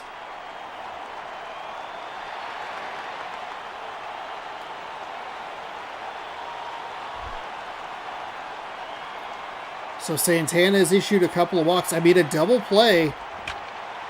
It doesn't matter. That is going to do it. The Royals are going to be able to pick up a win. The diving play doesn't mean anything. Teixeira scores the winning run. They're sending everybody because it doesn't matter. The Kansas City Royals win with a walk-off. They win with a walk-off for a walk-off. It wasn't a grand slam. Kind of thought maybe it would be there for a second, but the big outfield in Kansas City holds the ball in. I think the manager needs to get more involved, and this is where that logic of the game kind of breaks down at times, where Santana looked bad all game long. Brian McCann's your player of the game, 1-for-1 with a 2-run home run. Santana falls to 1-1 after he just couldn't find the zone in a consistent manner. McCann with his first home run of the season. Tampa Bay led 1-0. They gave up the lead 2-1. They got it back in the third, but they end up getting walked off on just 4 hits. As the Royals are able to work some walks there in the third, and bam, walk off. So that'll do it for game number 2. We'll go to... we're heading to Houston. That gross ballpark. Cool. Exciting. And we will be looking at the Cubs taking on the Astros. But first, let's save. Just in case. Sometimes, as silly as it sounds, I do forget that I am playing on the PlayStation 2. And I go, why is my PS2 on? And I look at it to reach over. Don't hit the reset button. Brian McCann is the Salvador Perez of Benji Molina's.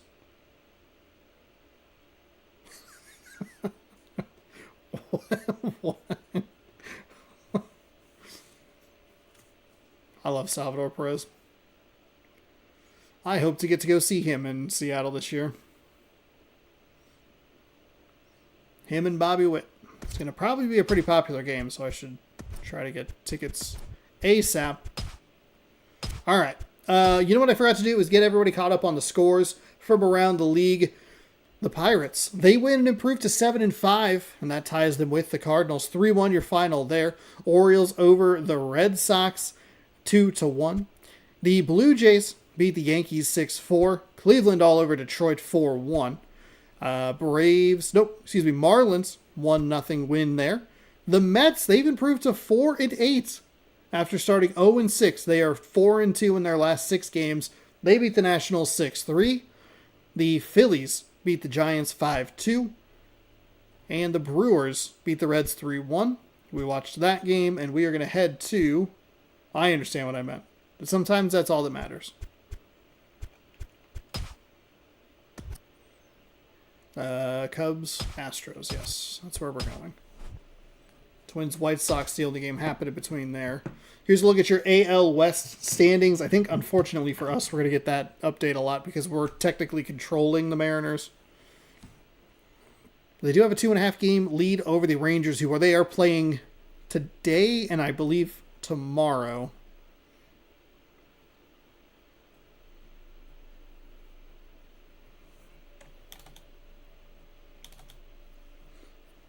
Hope everybody's having a nice Sunday.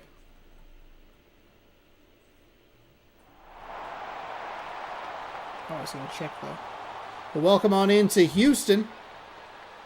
Remember the hill? It's back, baby. Remember that pole? It's there. The Los Angeles Chargers are up by 12 on the Pittsburgh Steelers.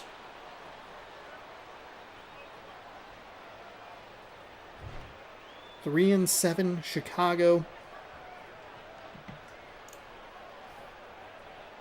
Chicago was one of the weird anomalies in our MLB The Show 25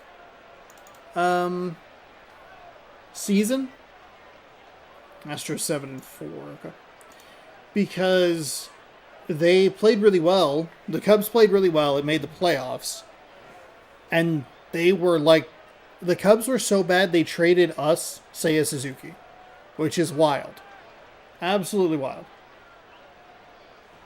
We always get one of those trades. There's always some funky trade. We've had Ke'Bryan Hayes. We had Seiya Suzuki. There was somebody else.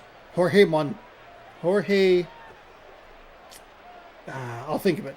Center fielder Michael Boron. Martin Parado in left. Troy Tulowitzki at short. J.D. Drew, right fielder. Josh Thole, the catcher. Derek Barton at first base. Argenius Diaz, the designated hitter. Alberto Calespo, the third baseman. And Ricky Weeks, the second baseman.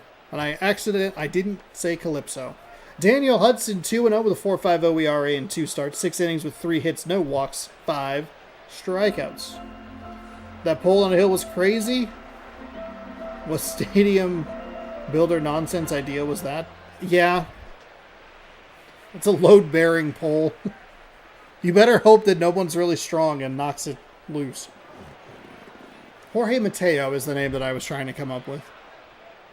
We had him on the team one year. I think from the Orioles. That's in for a strike.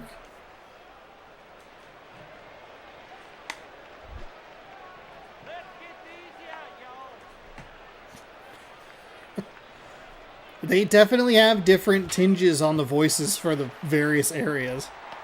That's the first time that we've heard y'all, and it's because we're in Texas. And I thought there was a little bit of pizzazz when we were in the Northeast, but I was like, no.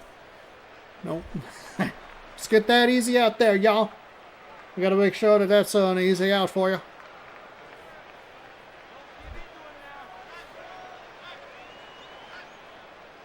So 1 out for the Cubs is a quick one.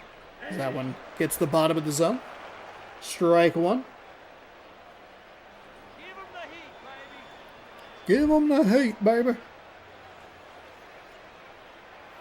This game apparently took a lot of inspiration from backyard baseball. What if they just yelled random things? We want a batter, not a broken ladder.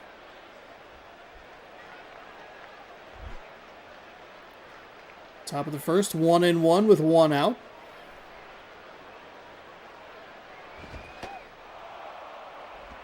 Nice cover by the catcher there. Keeps it from sailing.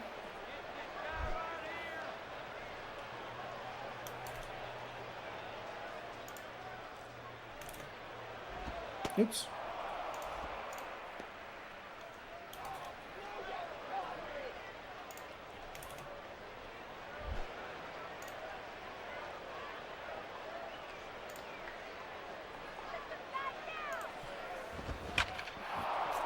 There was a liner out to right center field. Scooped up on the warning track, and it'll be a stand-up double for the Cubs.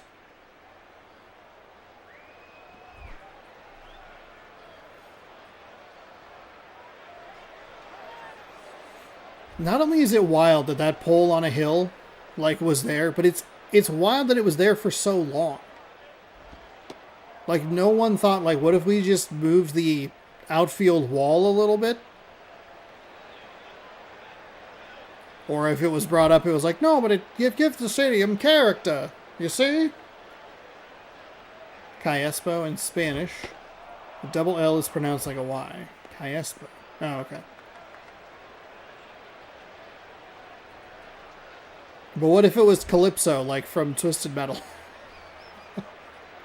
Which is what I always say. I see like C-A-L-L. And I just go, yeah, Calypso. The bad guy from, or the wish granter from Twisted Metal. Calespo. 3-0. So it was a quick start for the Houston pitcher. Gets that one in for a strike.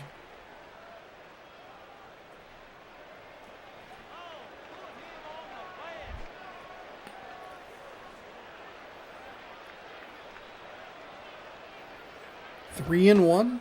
Misses low for ball 4, so the double and the walk put runners on first and second. 1 out, so not the worst result because you can still get a double play, but with how finicky the game can be with the second baseman and the shortstop and bobbling the ball, it can be a little... It's a little less sure. We just saw it in the last game. But in steps the lefty. Or in steps the hitter batting from the left side. Could be a switch hitter.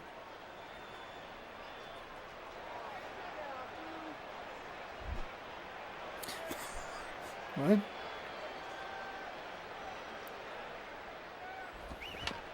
What we need now is a PC emulated version of this, where the crowd lines are taken out and they are inserted. The backyard baseball lines are then inserted into the game. And it's just Pete Wheeler yelling, "Bet you can't hit a touchdown," to professional baseball players, which I understand you could have with some of the later backyard sports games, but in 3-inning games, though, walks can be a game changer. Yeah, agreed. We saw it in the last game as well. That, boy, if you make them pay.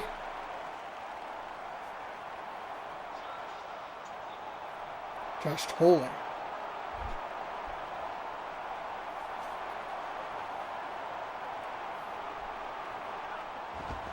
That is hit out to right. The right fielder chases it and grabs it. It'll be a sacrificed fly as the Cubs take a lead here in Houston, 1-0. And leaves runners on the corner. So a nice little fist pump coming off the... I don't know if I should have said fist pump coming, but we did. And then he gets pounds in the dugout. Alright, let's move past it. Barton stepping in here. Opportunity to push another run across.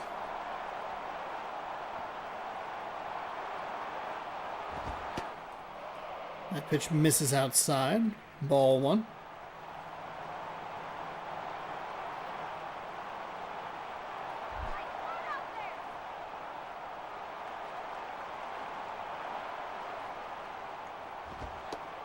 That one's in for a strike. Gotta go? Alright. Hope the game gives you the coolest animations. Thank you. Have a great rest of your night. Happy birthday again. I appreciate you hanging out for a little bit, so have a good rest of your night. That one stays outside.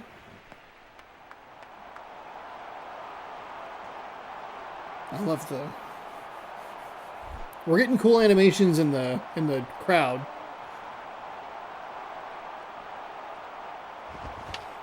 That one's fouled away.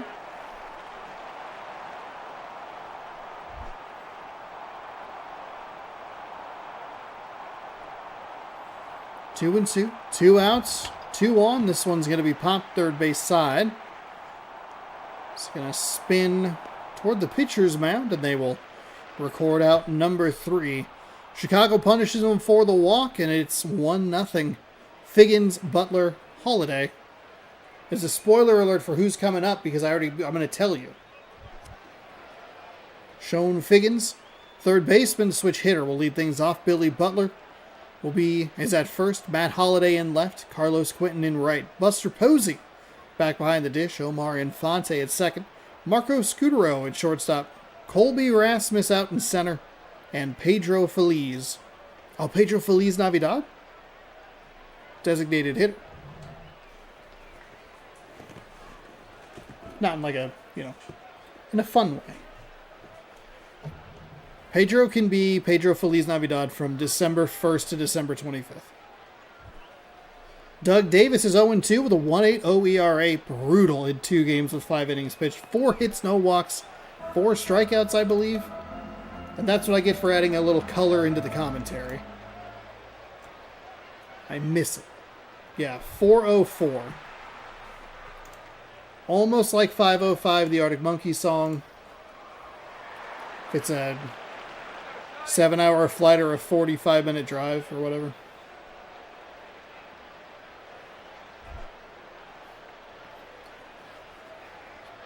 Lefty starter for the Cubs today. Winds and readies his first pitch, and it is a long windup, but does get the strike.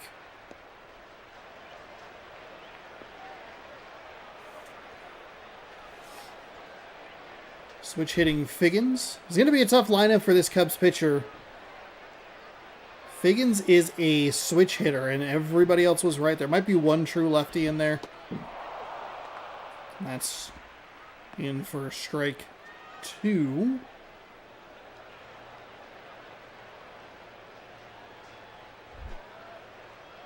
Oh and 2. I was right that time. That feels good. Feels good to be right. Lefty winds and fires. Figgins fouls it off.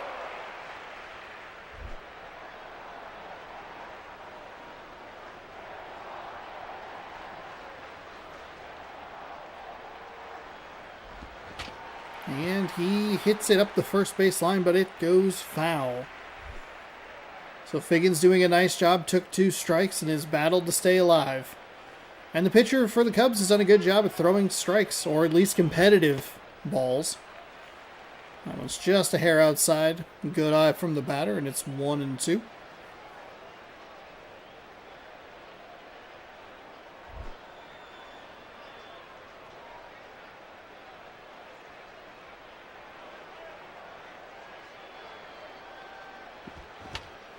Figgins fouls that one away. Maybe a little too cute from the lefty.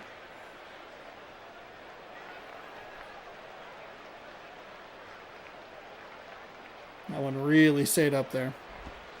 Here comes the 1-2 outside, ball 2. 2 and 2. Good job. Figgins has done a really nice job.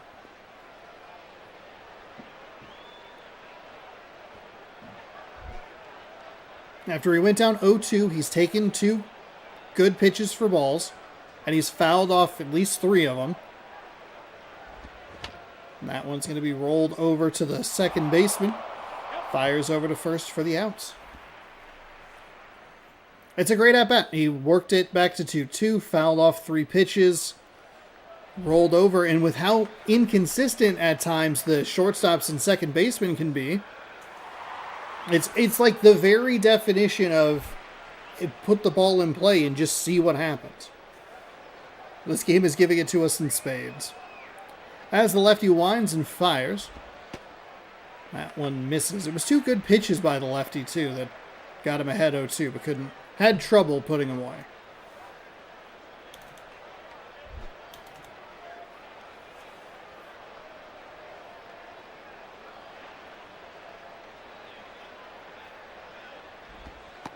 That pitch is inside.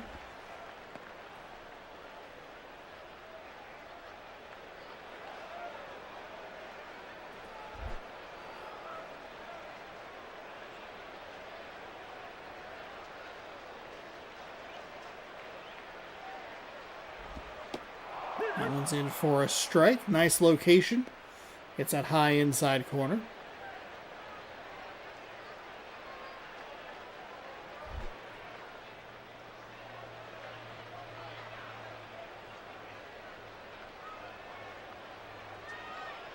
Pitcher winds and fires. That one's going to be rolled over first base side. Picked up foul, though.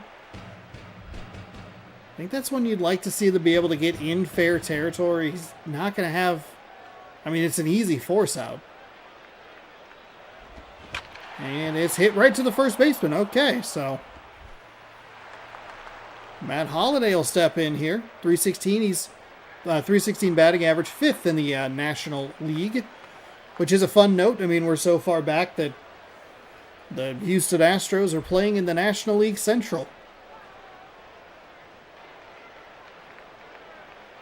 So 2 gone here. That one misses low and inside. Has a chance MVP.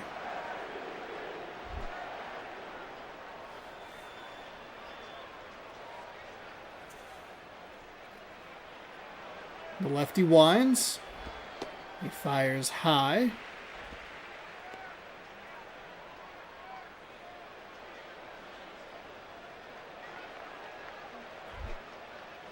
Two and 0 with 2 away. Cubs lead 1-0. Here's the pitch. It's outside for ball 3. So a little inconsistent here from the Cubs starting pitcher. A couple real nice pitches to Figgins. And then here's a 3-0 count.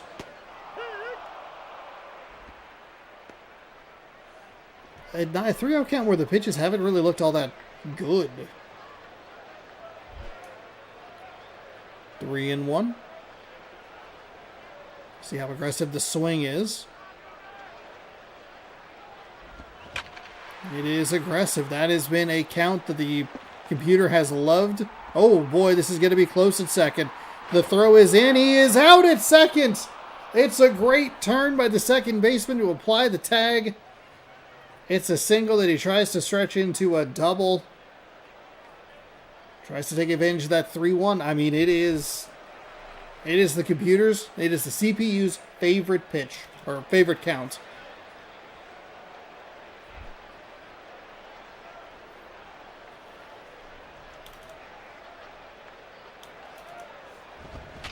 That one's rolled over, foul.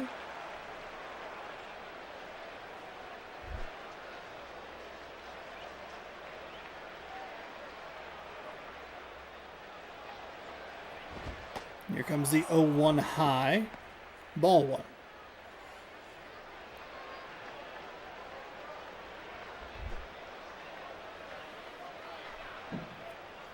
The Crawford boxes out there in left field are part of why I don't like playing in Houston very much. We usually get robbed of hits that should be... We usually get robbed of home runs out there because the launch angle isn't there, but if it just makes it difficult. It's difficult to play against. That is a strike right at the bottom of the zone. Diaz not happy about it. We've already seen one ejection today in the last game.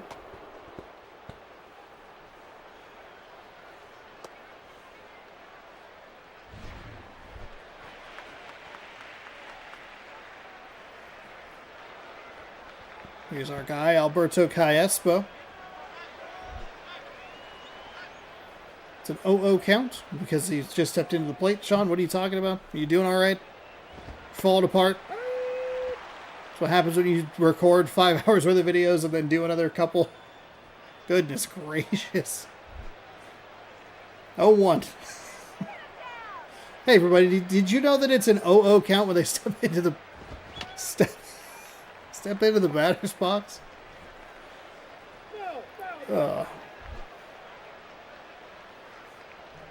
0-2.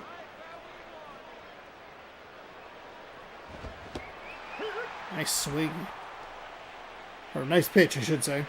Swung on and missed. So a much nicer inning for this Astros starter.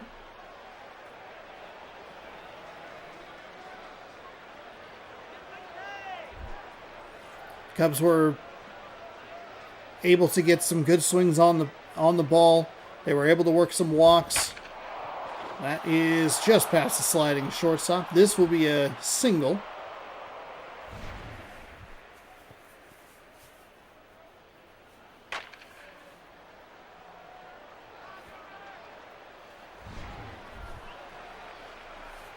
Michael Bourne will step in.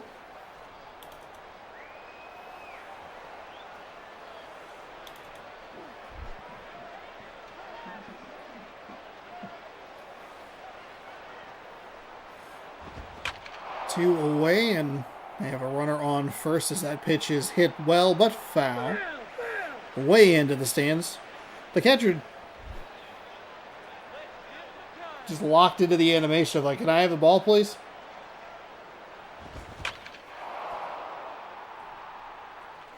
The third baseman or the left fielder really tried on the previous foul ball at the third base line. First baseman, right fielder, not bothered. Not a care. That one goes foul yet again. 3 straight foul balls here for the lefty batter. 0-2. 1 on and 2 out. That is foul up the first base line. 4 straight foul balls.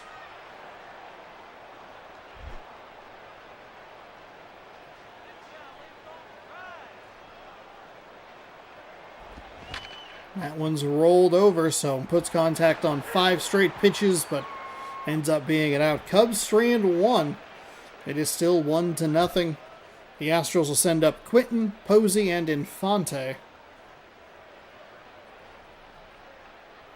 which it'll be interesting. Let's play pretend, everyone. Carlos Quentin is batting .350. That's not the pretend part.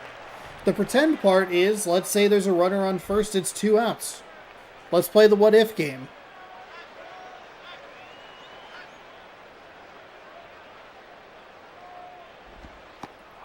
In for a strike.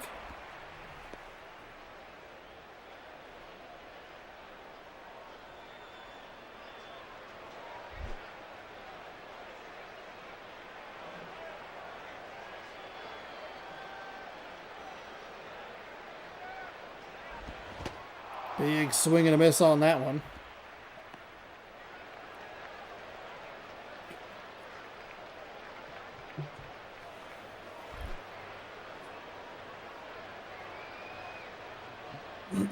Oh and 2. Thought about swinging. No appeal down to first, or, well, I guess it would be first.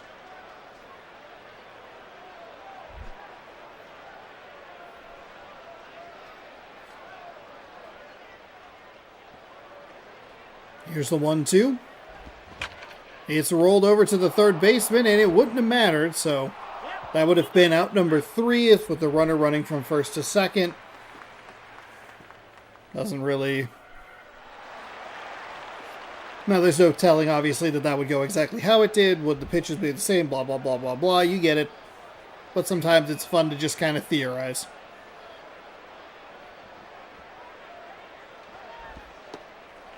As the lefty leaves that one high. But say the previous batter was able to put it into the gap. Are they able to get it around, tie the game? It did matter. We don't get to theorize off a failed theory, you know? That curve is big, but misses low.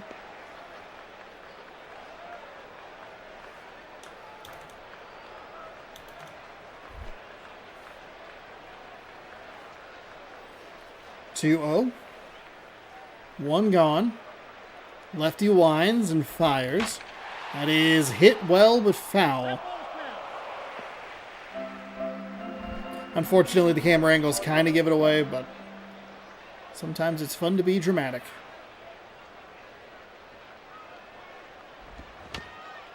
Rolled over it and into the Houston Astros dugout, or I guess off the roof of it.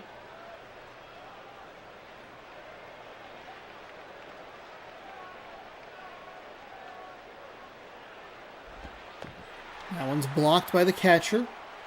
Prevents the runner from advancing. Okay, there was nobody there. I thought that was kind of weird. Full count. Here's the payoff pitch. It is a strike on the inside corner that'll sit him down for out number 1.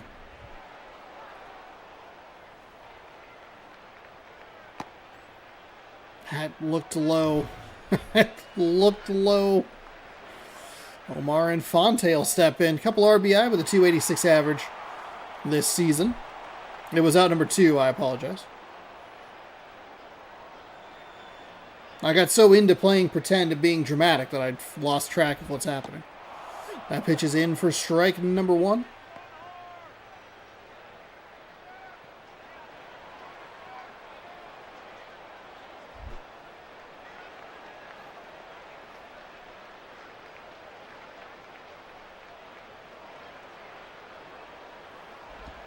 That is hit out to center.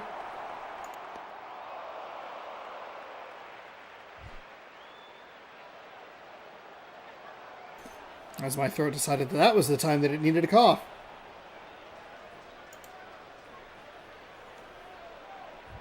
It's a beautiful sliding catch out there in center by the Cubs center fielder.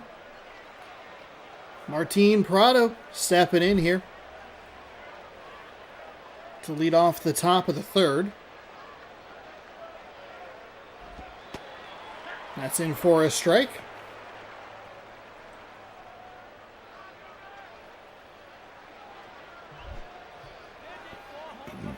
Oh and 1.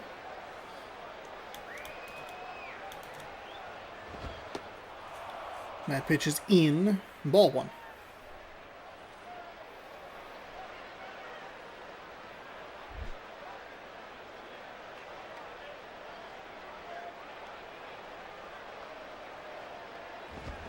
That'll be hit to the shortstop. He's able to get a hold of it.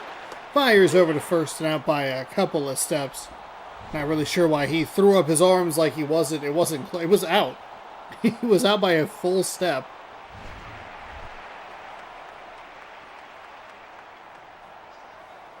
Troy Tulowitzki's already worked a walk in this one.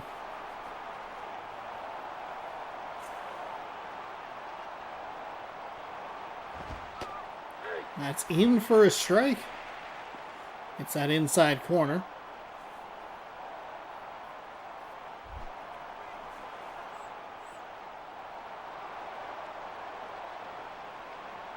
The righty winds, he'll fire, and that's going to be right to the second baseman. He fields it on a hop, or on a bobble. That's out at first by a step as well. So Houston doing a good job. Infante with a nice adjustment. Didn't get it clean, but still able to take care of the out. JD Drew 1 for 1 with a single. This Houston defense doing a good job keeping it to a 1-0 game. As that pitch sails outside.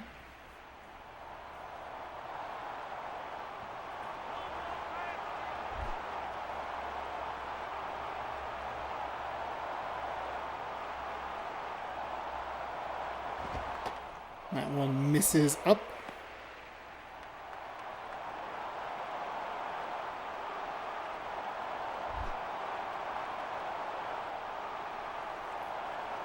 Two and 0, 2 away. That one's a strike, low and inside.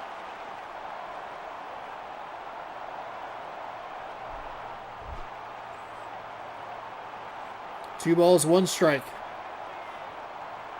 Readies, fires. That one stays out. 3-1. Here's our computer's favorite count. 3-1.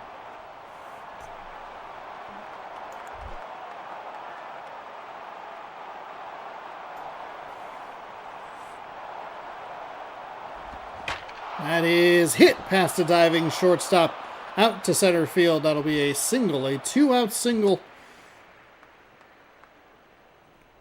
for the Chicago Cubs. Keep this inning alive. Looking for a little insurance here.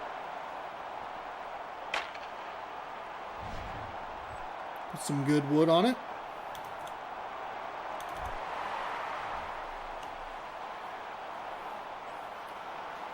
Josh Tolan, he had a sacrifice fly. Sacrifice not applicable in this situation, but tells you we put at least a good swing on it.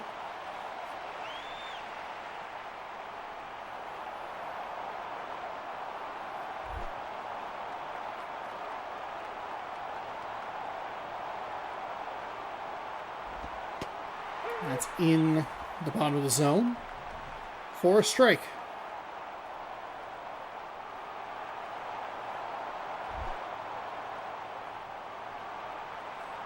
Oh and 2 with 2 away. One on here.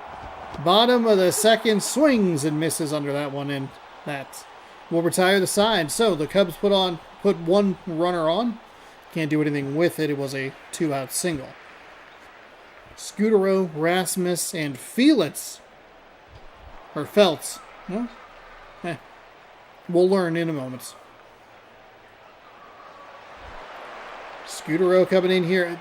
Again, this is where I think the logic of the game would be super helpful if you could break it to go like, hey, it's the final inning of the game. I'm leading. I should probably put in a right-handed pitcher against all these righty batters.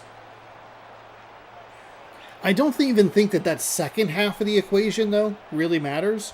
Because I don't know if they really tried to play the matchups like that in 2011. Or if they just said, we're throwing you out there, figure it out. But throwing a closer in a save situation feels like that logic should be in there somewhere.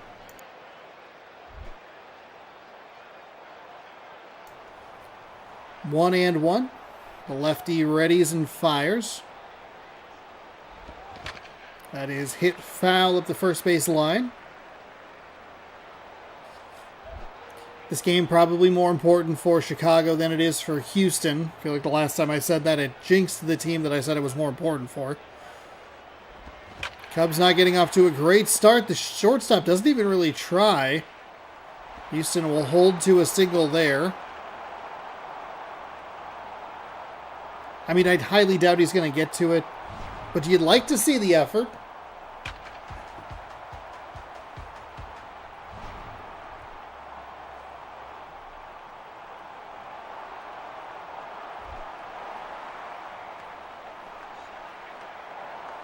Colby Rasmus.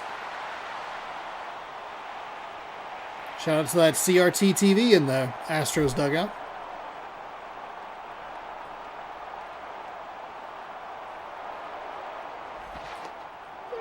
Safe. It's one of the closer ones we've seen, but still no pickoffs. We've seen more ejections than pickoffs this season.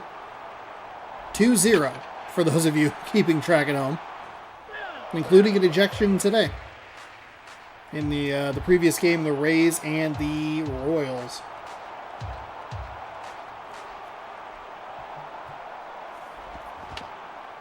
Fouls it away.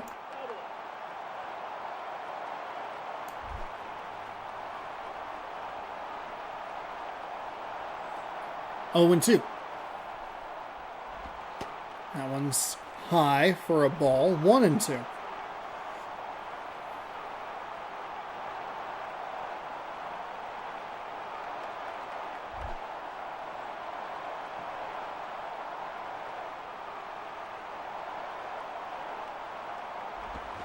Oh my goodness.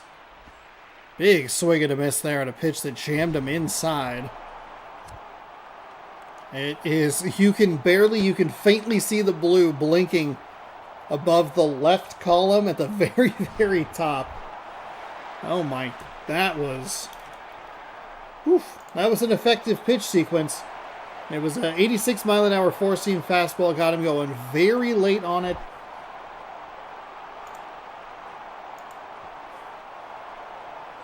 So 1 away, a good pitch from the lefty. As they put a runner in motion, the catcher fires. It's well off the bag. It was a bad pitch. Everything about that was poorly executed by Chicago and fantastically executed by Houston. And it pains me as a Seattle Mariners fan to compliment the Houston Astros, who can politely go F themselves. It was a perfect pitch to run on. It was a bad pitch thrown by Chicago. That is foul. Oh my goodness. It takes the double play out of the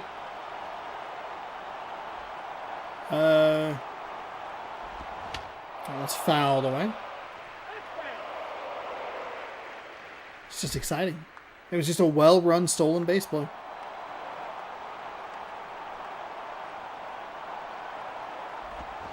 That one's fouled away.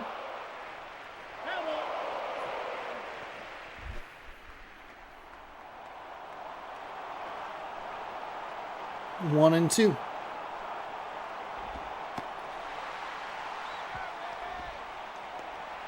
That one misses to even the count. 2-2.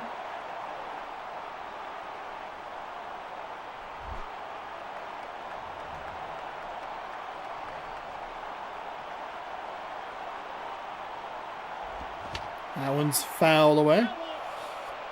Seahawks got the only win this weekend for the Seattle area teams. How many? The Kraken won last night.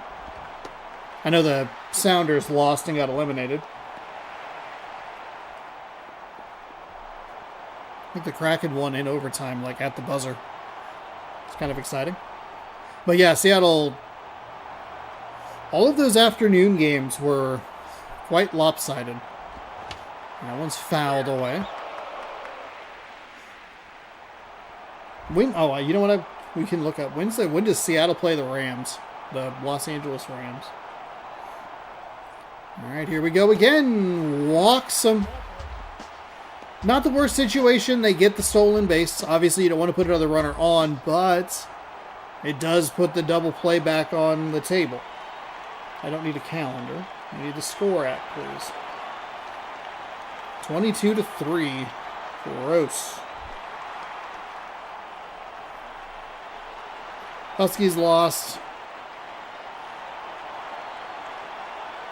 in football and basketball. Oh, really?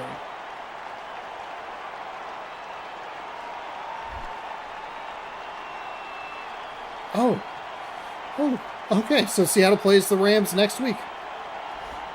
That is lined out to right field.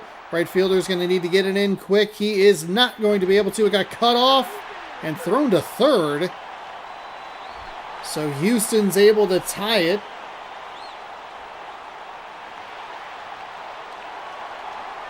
Oh, Seattle gets the Rams twice in the next 6 weeks. That's awesome. 1 p.m. next Sunday. Hell yeah.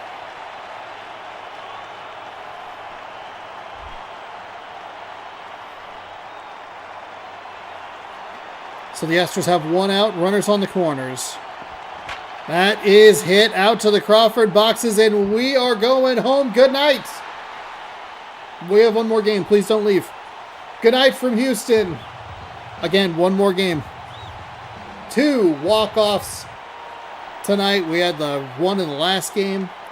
The lefty just could not get out of it, and there's a perfect example of why I hate playing in this stadium. Those Crawford boxes, that is a home run in so many stadiums. But instead here, it's just a single. Thursday night, the week before Christmas. What a gift.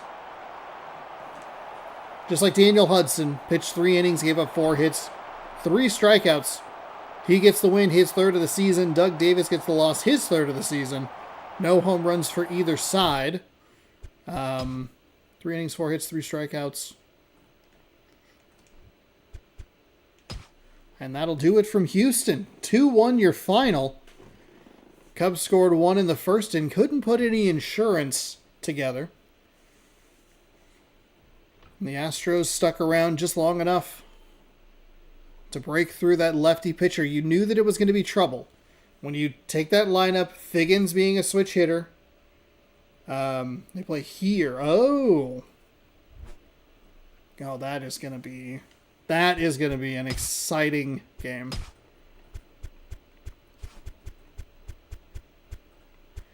All right, last game of the day is Rockies Padres. I will double check my notes just in case.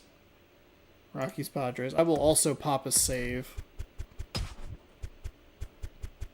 Just in case. Don't want to lose too much info. Probably should be saving after every game, honestly. December 18th.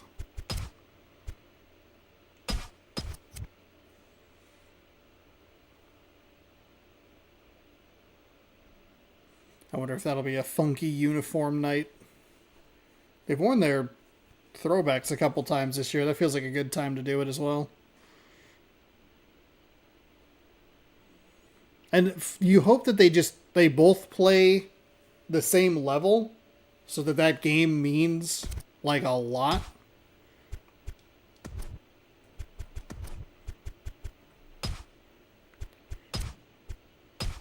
All right. I think the one game we needed to catch you up on was the White Sox over the Twins. White Sox even their record out at 500, 6-6 with a 2-0 victory over the Twins. We will head to San Diego for our fourth and final game. Rockies, Padres, Rich Harden, Eric Bedard, the pitchers. As I will fix the thumbnail real quick. Thanks again, everybody, for hanging out. If you're enjoying it, hit that thumbs up for me. It's free, helps the channel. I appreciate it. Hope everybody's having a good Sunday before the dreaded work week restarts. But we won't think about that right now. We'll think about the fact that we're heading to Petco Park in San Diego. Is it still Petco Park down there? Rockies 7-5. The Padres 6-6. Rockies got off to kind of a hot start, but they've been a little more even, or even bad, I guess. The Padres can knot up those records at 7-5 with a win today. There's a Western Metal Supply Co. building looking maybe as ugly as we've ever seen it. I know that that's criticizing the power of the PlayStation 2, but also That's what you had?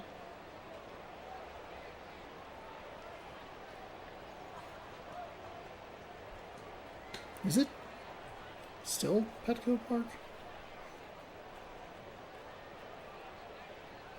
You kind of wish that the Seahawks had that 49ers game and the Rams game maybe flipped, but the 49ers are playing better than... See, they're 6-4, so that game could still mean a lot. Pets. Petco Park. Still called Petco Park? Yeah. Looks like it. Alright. Shane Victorino, the switch hitter, will lead off for the Colorado Rockies. Steven Drew, the shortstop. Torrey Hunter in right. Carlos Pena over at first. Mark Reynolds at third. John Jaso, the catcher. Juan Riviera in left field. Bill Hall at second base.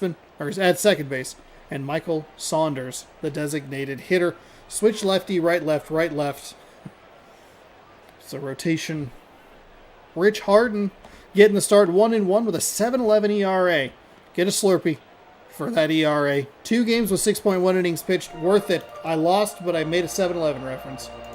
Got to find out if that 7-11 near me is opening soon. 6 hits, no walks, 4 strikeouts on the day. The season. What?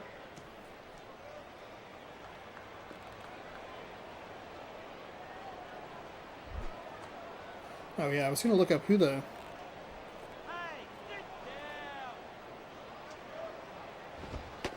That pitch stays high for a ball. I forgot that college basketball was happening. I caught the fourth quarter of that Huskies-Badgers game. Right-hander, readies. Winds and fires. That one misses low.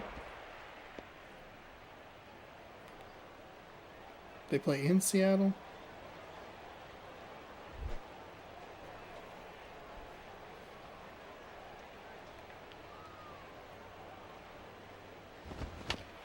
That one's fouled away. Oh, they're playing the Cougars on Friday. Oh, they lost to Baylor. Oh, because they played today. That one's rolled over to the shortstop. He'll fire over to first, and that is out. Number 1.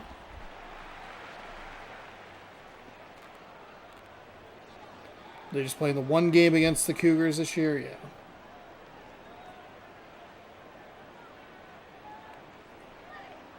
No, the Cougars are 0-2. That's great. Right back to the pitcher. He can't make the play, and it's going to be a single into center field. Davidson. And, oh, that's right. I remember they lost to Idaho. Not a good start. That's okay.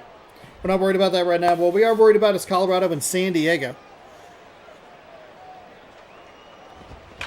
As that one is hit to the second baseman, he'll fire to second for the force out there, but safe at first.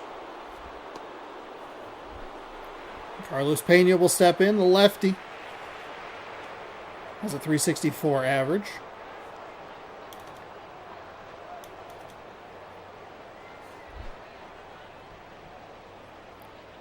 Two outs, so at least San Diego gets the lead runner. So that one is low.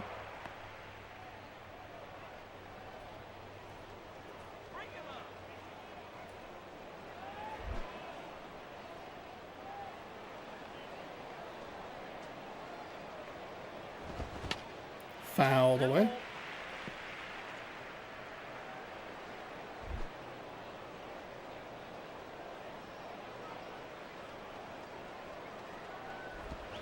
That is popped out to center field.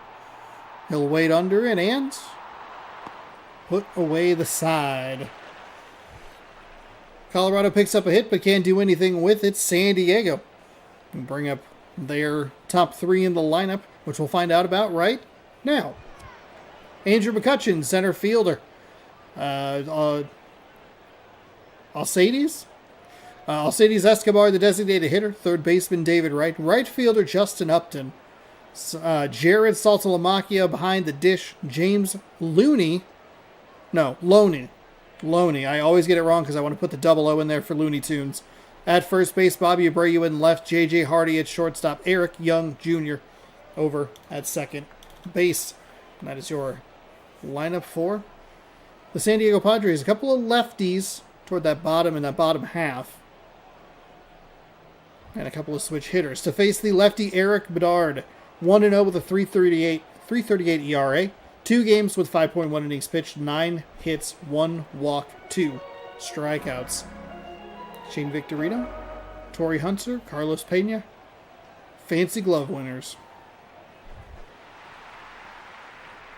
McCutchen, no home runs, but does have a couple RBIs with a batting average just under 300 at 292 as they wear their camo unis. I do appreciate how often we're actually getting different uniforms. Leaving the computer in charge of that feels like a bad plan, but it's actually kind of paid off.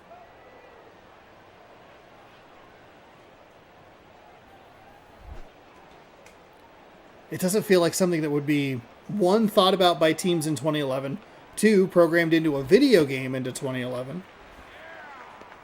Because now we get like City Connects, like Seattle has City Connects on Fridays. They have their Sunday Cream uniforms. That wouldn't be built into 2011, I don't think. That is smashed out to left. Andrew McCutchen says, you want a home run? I'll give you a home run. It's coming from the lead-off spot. 1-0 San Diego. Just like that. MLB 13, the show cover athlete Andrew McCutchen gets the scoring opened. That's a positive commentator's curse.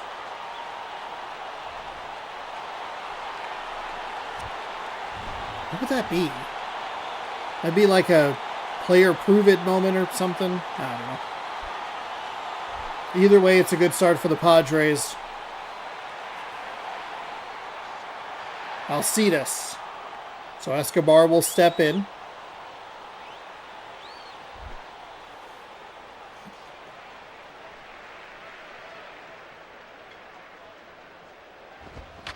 Ooh, he put a good swing on that one. A little late. Goes foul.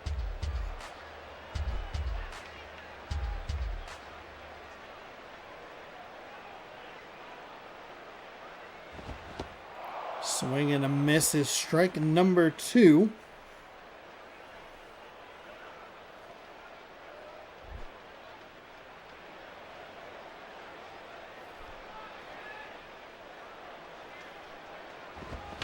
That one is popped out toward the second baseman. Takes a few steps to his right, takes a few steps back, and makes the catch. David Wright, 1 home run, 4 RBI, and a 370 average. David Wright, I believe, 07. So San Diego with 2 past and future MLB the show cover athletes. 07 and 13.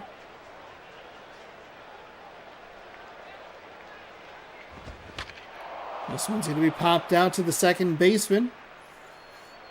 Been busy these last couple outs. Good job by the pitcher. Gives up the leadoff home run. Settles down. Couple of nice pitches to get stolen bases second on the Diamondbacks. But it's this year's stats, so it says 0.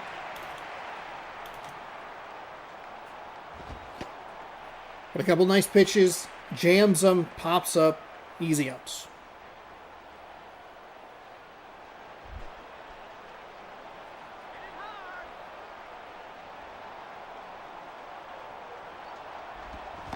Swing and a miss.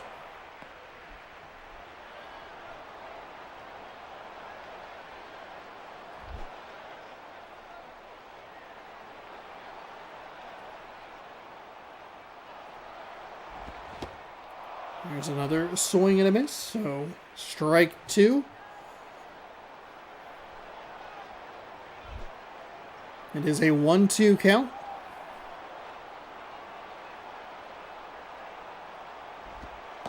We know that the Giants aren't playing particularly well, and I don't know the records of the Diamondbacks and the Dodgers off the top of my head, so This very easily could be a series that is for first place in the National League West. That pitch misses outside.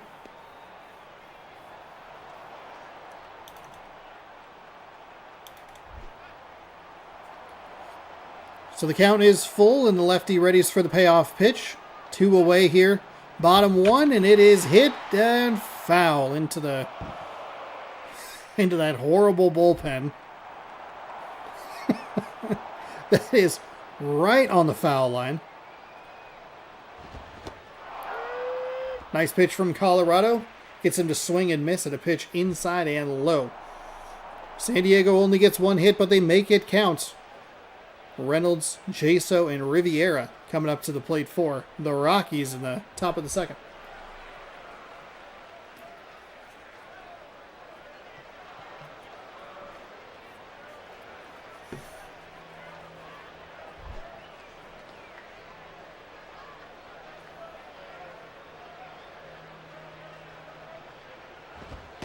That pitch stays high for a ball, 1-0. See what the Colorado Rockies can do here. They gave up the 1 run. Can they strike back immediately? It's a good take. Good take to get ahead. 2 of them in a row. 2-0. If you're the Padres, I think you have to also try to be a little bit more aggressive. Worst case scenario, it's just going to be a tie game.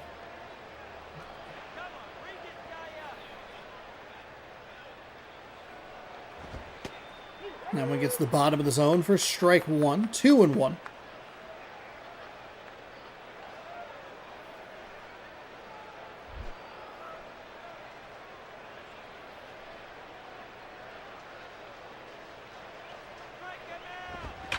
That one is hit well but foul.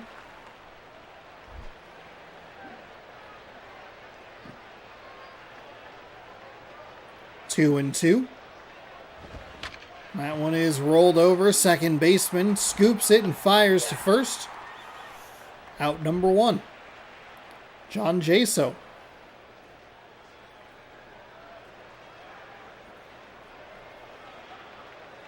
And we were right on that one.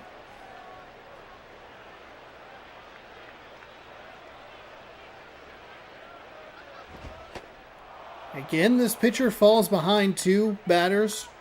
Here at the top of the second, both of them have been given a 1-0 count. You can only gamble so much. We saw that in the Rays-Royals game. That is hit out to center. Nobody's going to have a play on it, so it'll be a single. A 1-out single.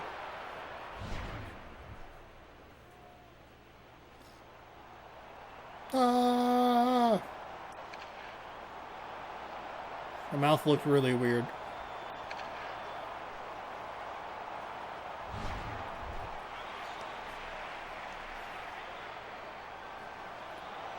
Juan Rivera stepping in here with 1 on and 1 out. Curious to see how patient this batter wants to be. He kind of bails him out there. Don't know if it's going to be... That's that funky spot where it kind of goes either way. 50-50 ball strike call, but I think you gotta hold back against this pitcher right now. Let the ball come in.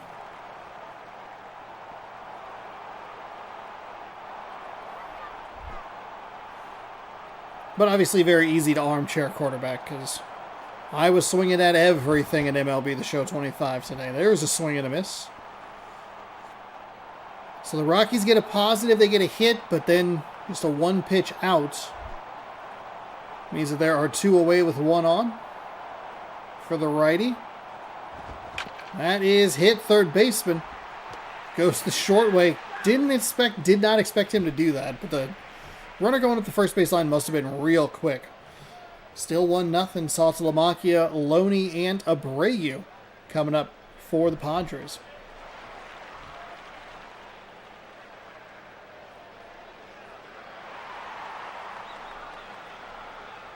Saltalamacchia.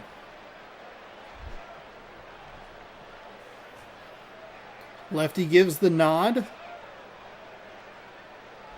Saltalamacchia with a big swing and a miss on that pitch. A lot of movement in his stance.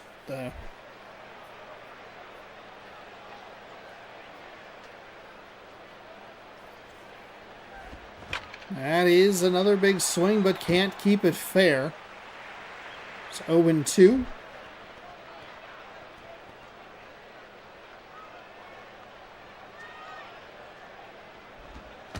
That one plunked him.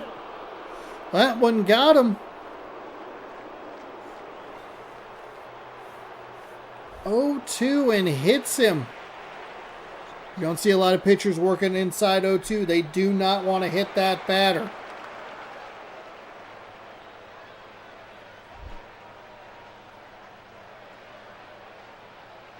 So that'll put one on. And he went inside to the lefty and misses. It'll be 1-0.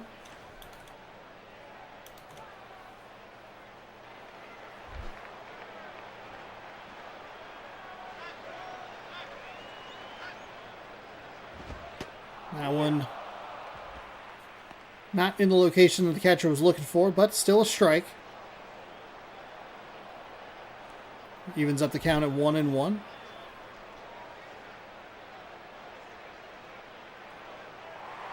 They're going for the steal. It's foul. I guess hit and run could also be a viable option as well. Just try and stay out of the double play. He thought about swinging. He did not go because he's still standing near the plate. So it is 2-2.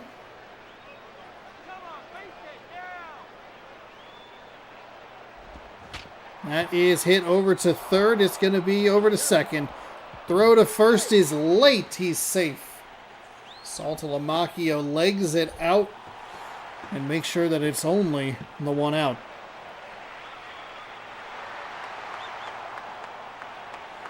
This was that tough part of the lineup that we pointed out where it was going to be two lefties back to back.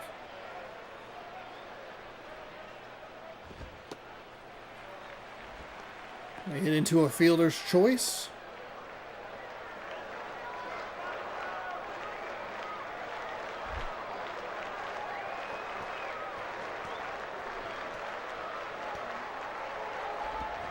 And foul. Padres looking for a little insurance here in the bottom of the second. And it'll go up the middle. Okay, so they're able to get. They hit into a fielder's choice. The first lefty hits into a fielder's choice, but able to leg it out and limit the damage to just one out. And a nice hit right back up the middle. J.J. Hardy steps in with that .417 average. One out and some room to work with here. That one's in for a strike.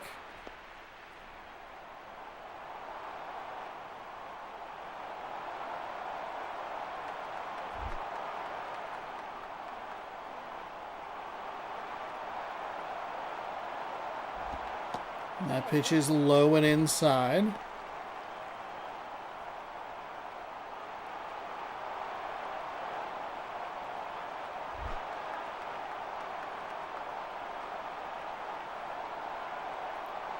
It's a 1-1 count with one out. That one stays high. 2-1.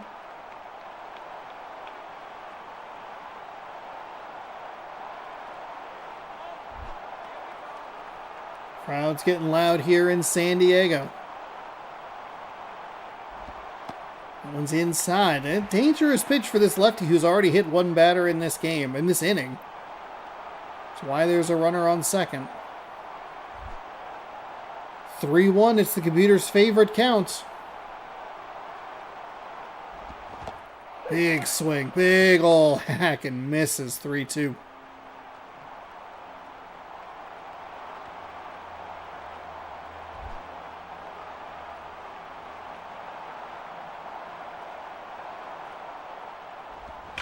That one's hit into center. Gets a good run at it and Yeah, that's the second baseman playing a little too far off second to try and tag up, but I think that Victorino did a nice job to. It wasn't going to be deep enough anyway. Eric Young Jr., no average. Hey, here's a great time to get your first hit. Put something into the grass and see if you can give your team an insurance run. Or, hey, a nice take low and inside.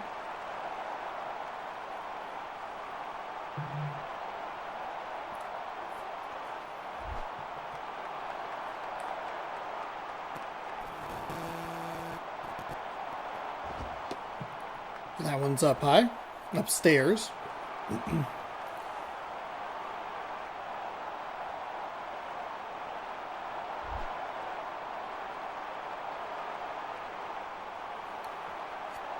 Here's the 2-0. That one rolled over to the shortstop. Fires over to first, and the Rockies get out of it. They hit a batter. They give up a hit. They're able to pick up a couple of outs as the band takes off a hat to reveal another hat. 1-0 as we head to the top of the third. That might be my favorite graphical glitch in this game.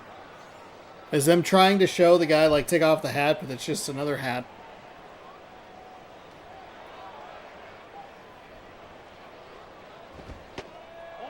That pitch misses high and inside. We've already seen a couple of good back and forth games. I guess all of them technically would be back and forth a little bit. But we've seen some good games with some late rallies. Tampa Bay tied it in the bottom of the third before losing in the bottom, or Tampa Bay tied it in the top of the third, rather, before losing to a walk-off.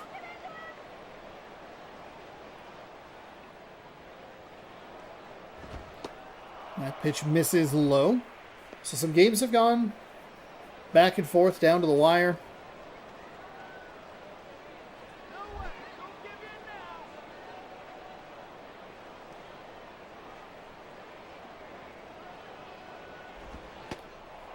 Oof. 3-1 the count now. And the pitches haven't really looked great from the lefty. Good patience by the Rockies. The Rockies batter.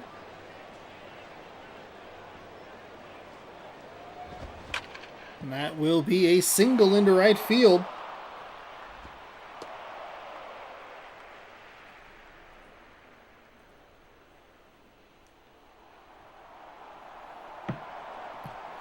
So that gets the Rockies off on a good foot.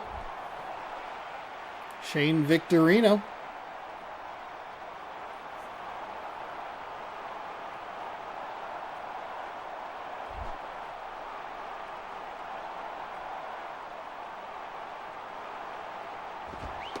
That pitch misses outside. Need a little bit more aggression here from the pitcher. Feels like he's getting a little too cute at times.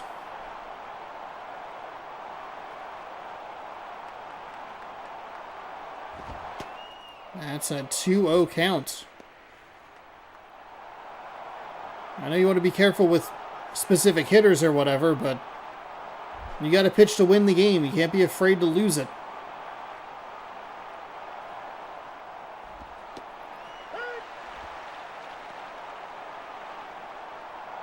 That's in for a strike.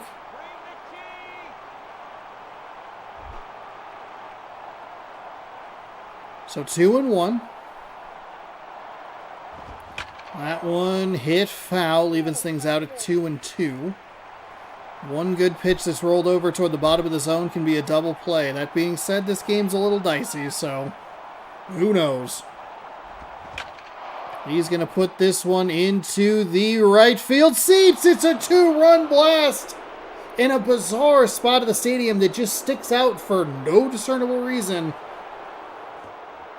The Rockies, with a 2-run home run, take the lead. 336 feet. That is... How long did that monstrosity stay out there? I mean, they get so many compliments for the Western Metal Supply Co. building in right field, which is awesome. What the hell is that?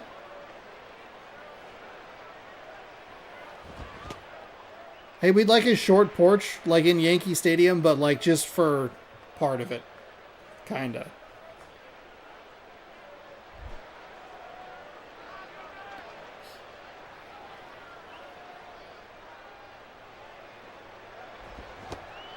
Swung on and missed.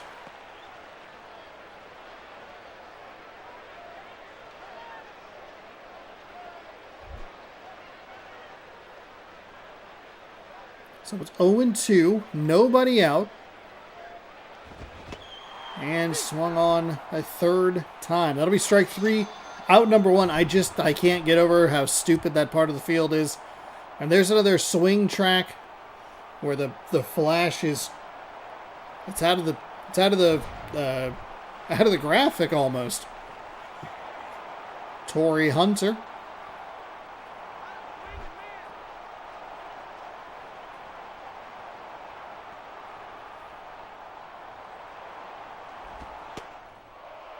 .336, a 336-foot go-ahead home run.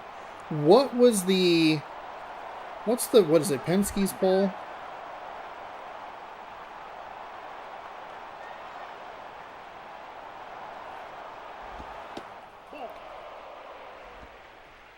Oh, pesky pole. Pesky pole.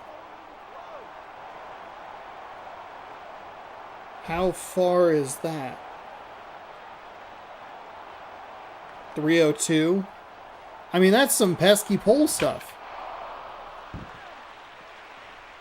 It's 322. That is wild that they have that there.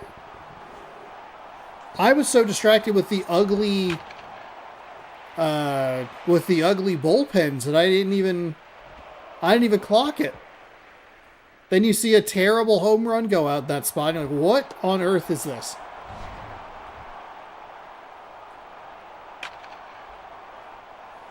I believe that's Torrey Hunter getting that hit right there. It's a single out to center. Hold on. We're gonna take a look at the replay, and it's not for the hit. It's just to look at this ugly. Why? There's no way if this. Jeez, you just flatten that out. Just shove it back in, and it's not a go-ahead 2-run home run. Let's play ball. That is awful.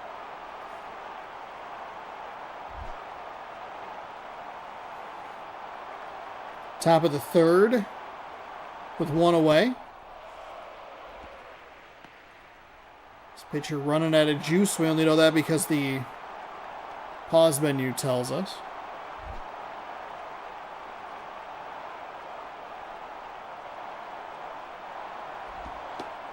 There's a strike at the bottom of the zone. Obviously, San Diego not out of it because they still have the bottom of the third to make a comeback, but feels pretty damaging at this stage of the game. I mean, San Diego. That one's thrown over.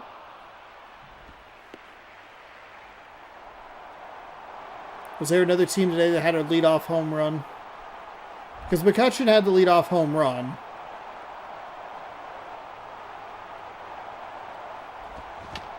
That one's rolled over. Shortstop steps on third.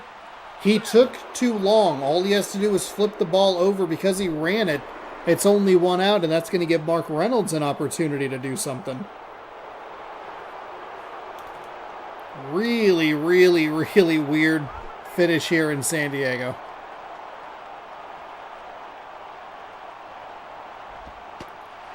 That's on the inside, or outside corner, rather.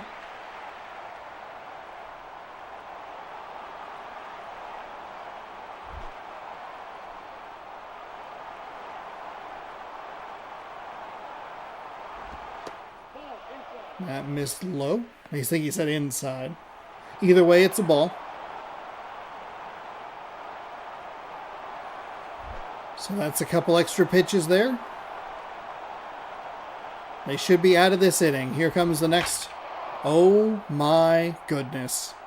Oh my goodness. It's gone. It's a 2-run shot. The shortstop doesn't turn the double play, and it's instead of a 2-1 game going to the bottom of the third, it's a 4-1 game. That is why the 1 out at a time innings are killer. Wow. Colorado scores 4 in the top of the third. McCutchen, Escobar, and Wright are going to have to get some good contact here to keep the hopes and dreams alive. Andy McCutchen is 1 for 1. Solo shot as he adjusts his crotch. Make sure it's comfortable for his at-bat.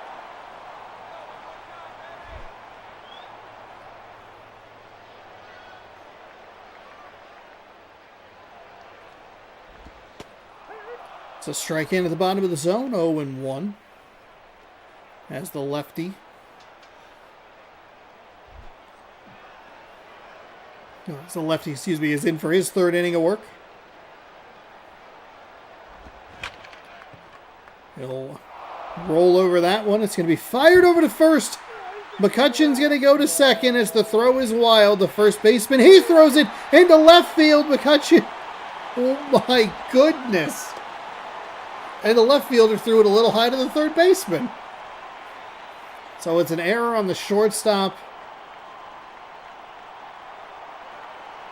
McCutchen does a good job to get to second. Had a shot to maybe even get to third.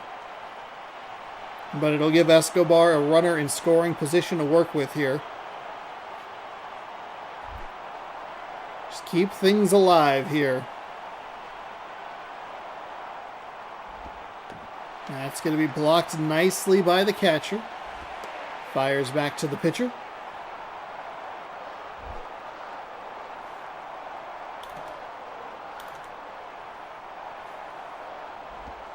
That pitch is just inside.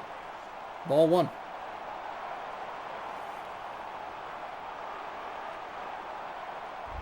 Or 2-0, excuse me.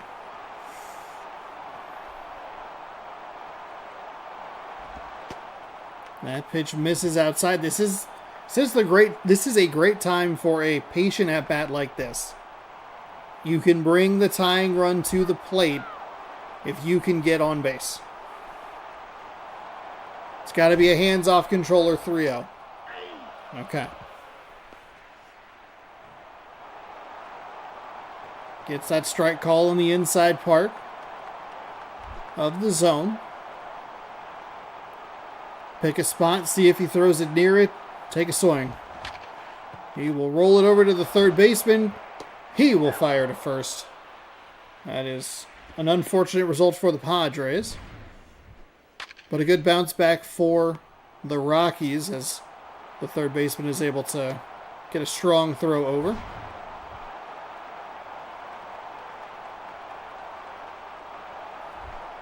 It also holds McCutchen at second. Not that his run really matters, but maybe scoring it is a better visual for San Diego.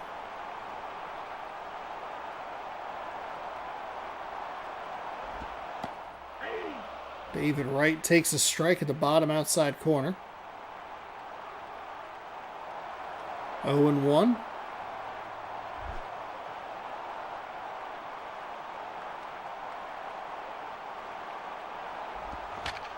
That is foul. Boy, if only San Diego could take advantage of their own stupid stadium design. 0-2. 1 on, 1 out. Colorado leads 4-1 in the bottom of the third. It is low.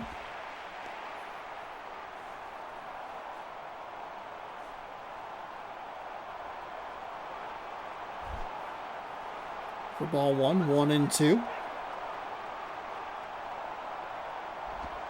That's inside to even things out at 2-2. Nice job by Wright here.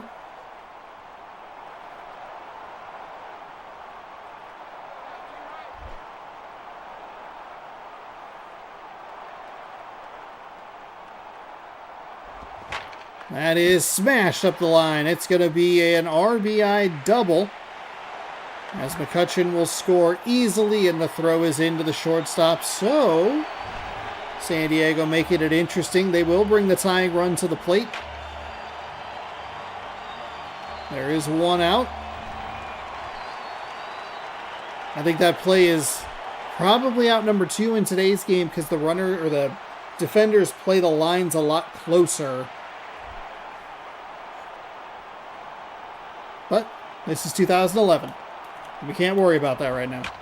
That is going to be dumped into right field. Oh my goodness. If he throws to second base, he might get doubled up. Hunter with a really nice strong throw to, from right field. But he went to third when he should have gone to second. Saltalamacchia steps in. He's already been hit by a pitch today. It was an 0-2 count, which was weird.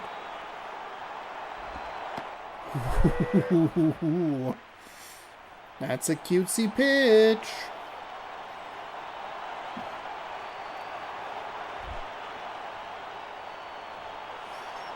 Tying run at the dish. 2 away here. Here's the 0-1. Dances out of the way to make it 1-1.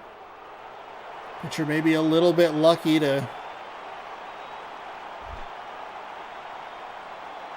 not hit the guy twice. That one sails high.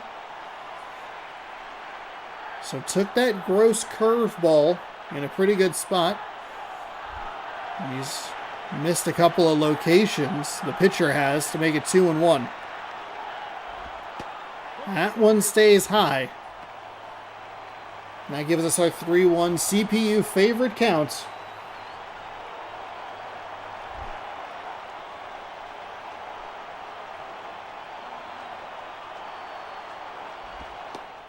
That's in for a strike. His 2 strikes that he's thrown in this at-bat have been in pretty dangerous spots. Saltalamacchia pretty patient here.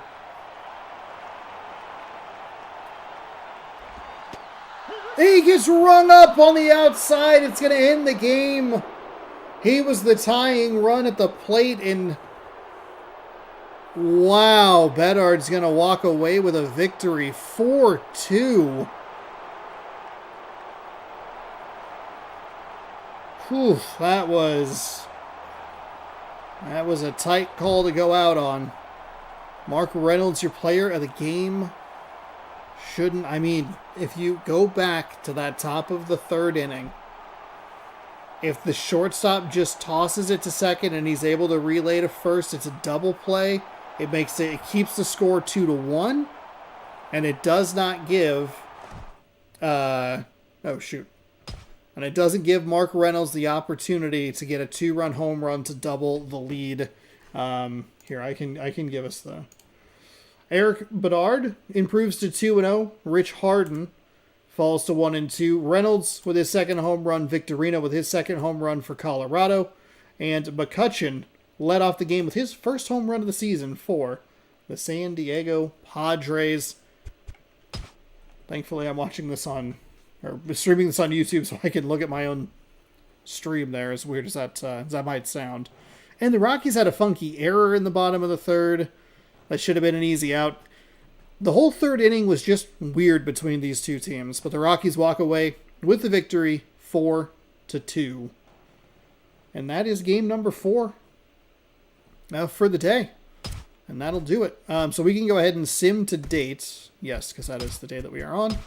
And let's get caught up on some scores.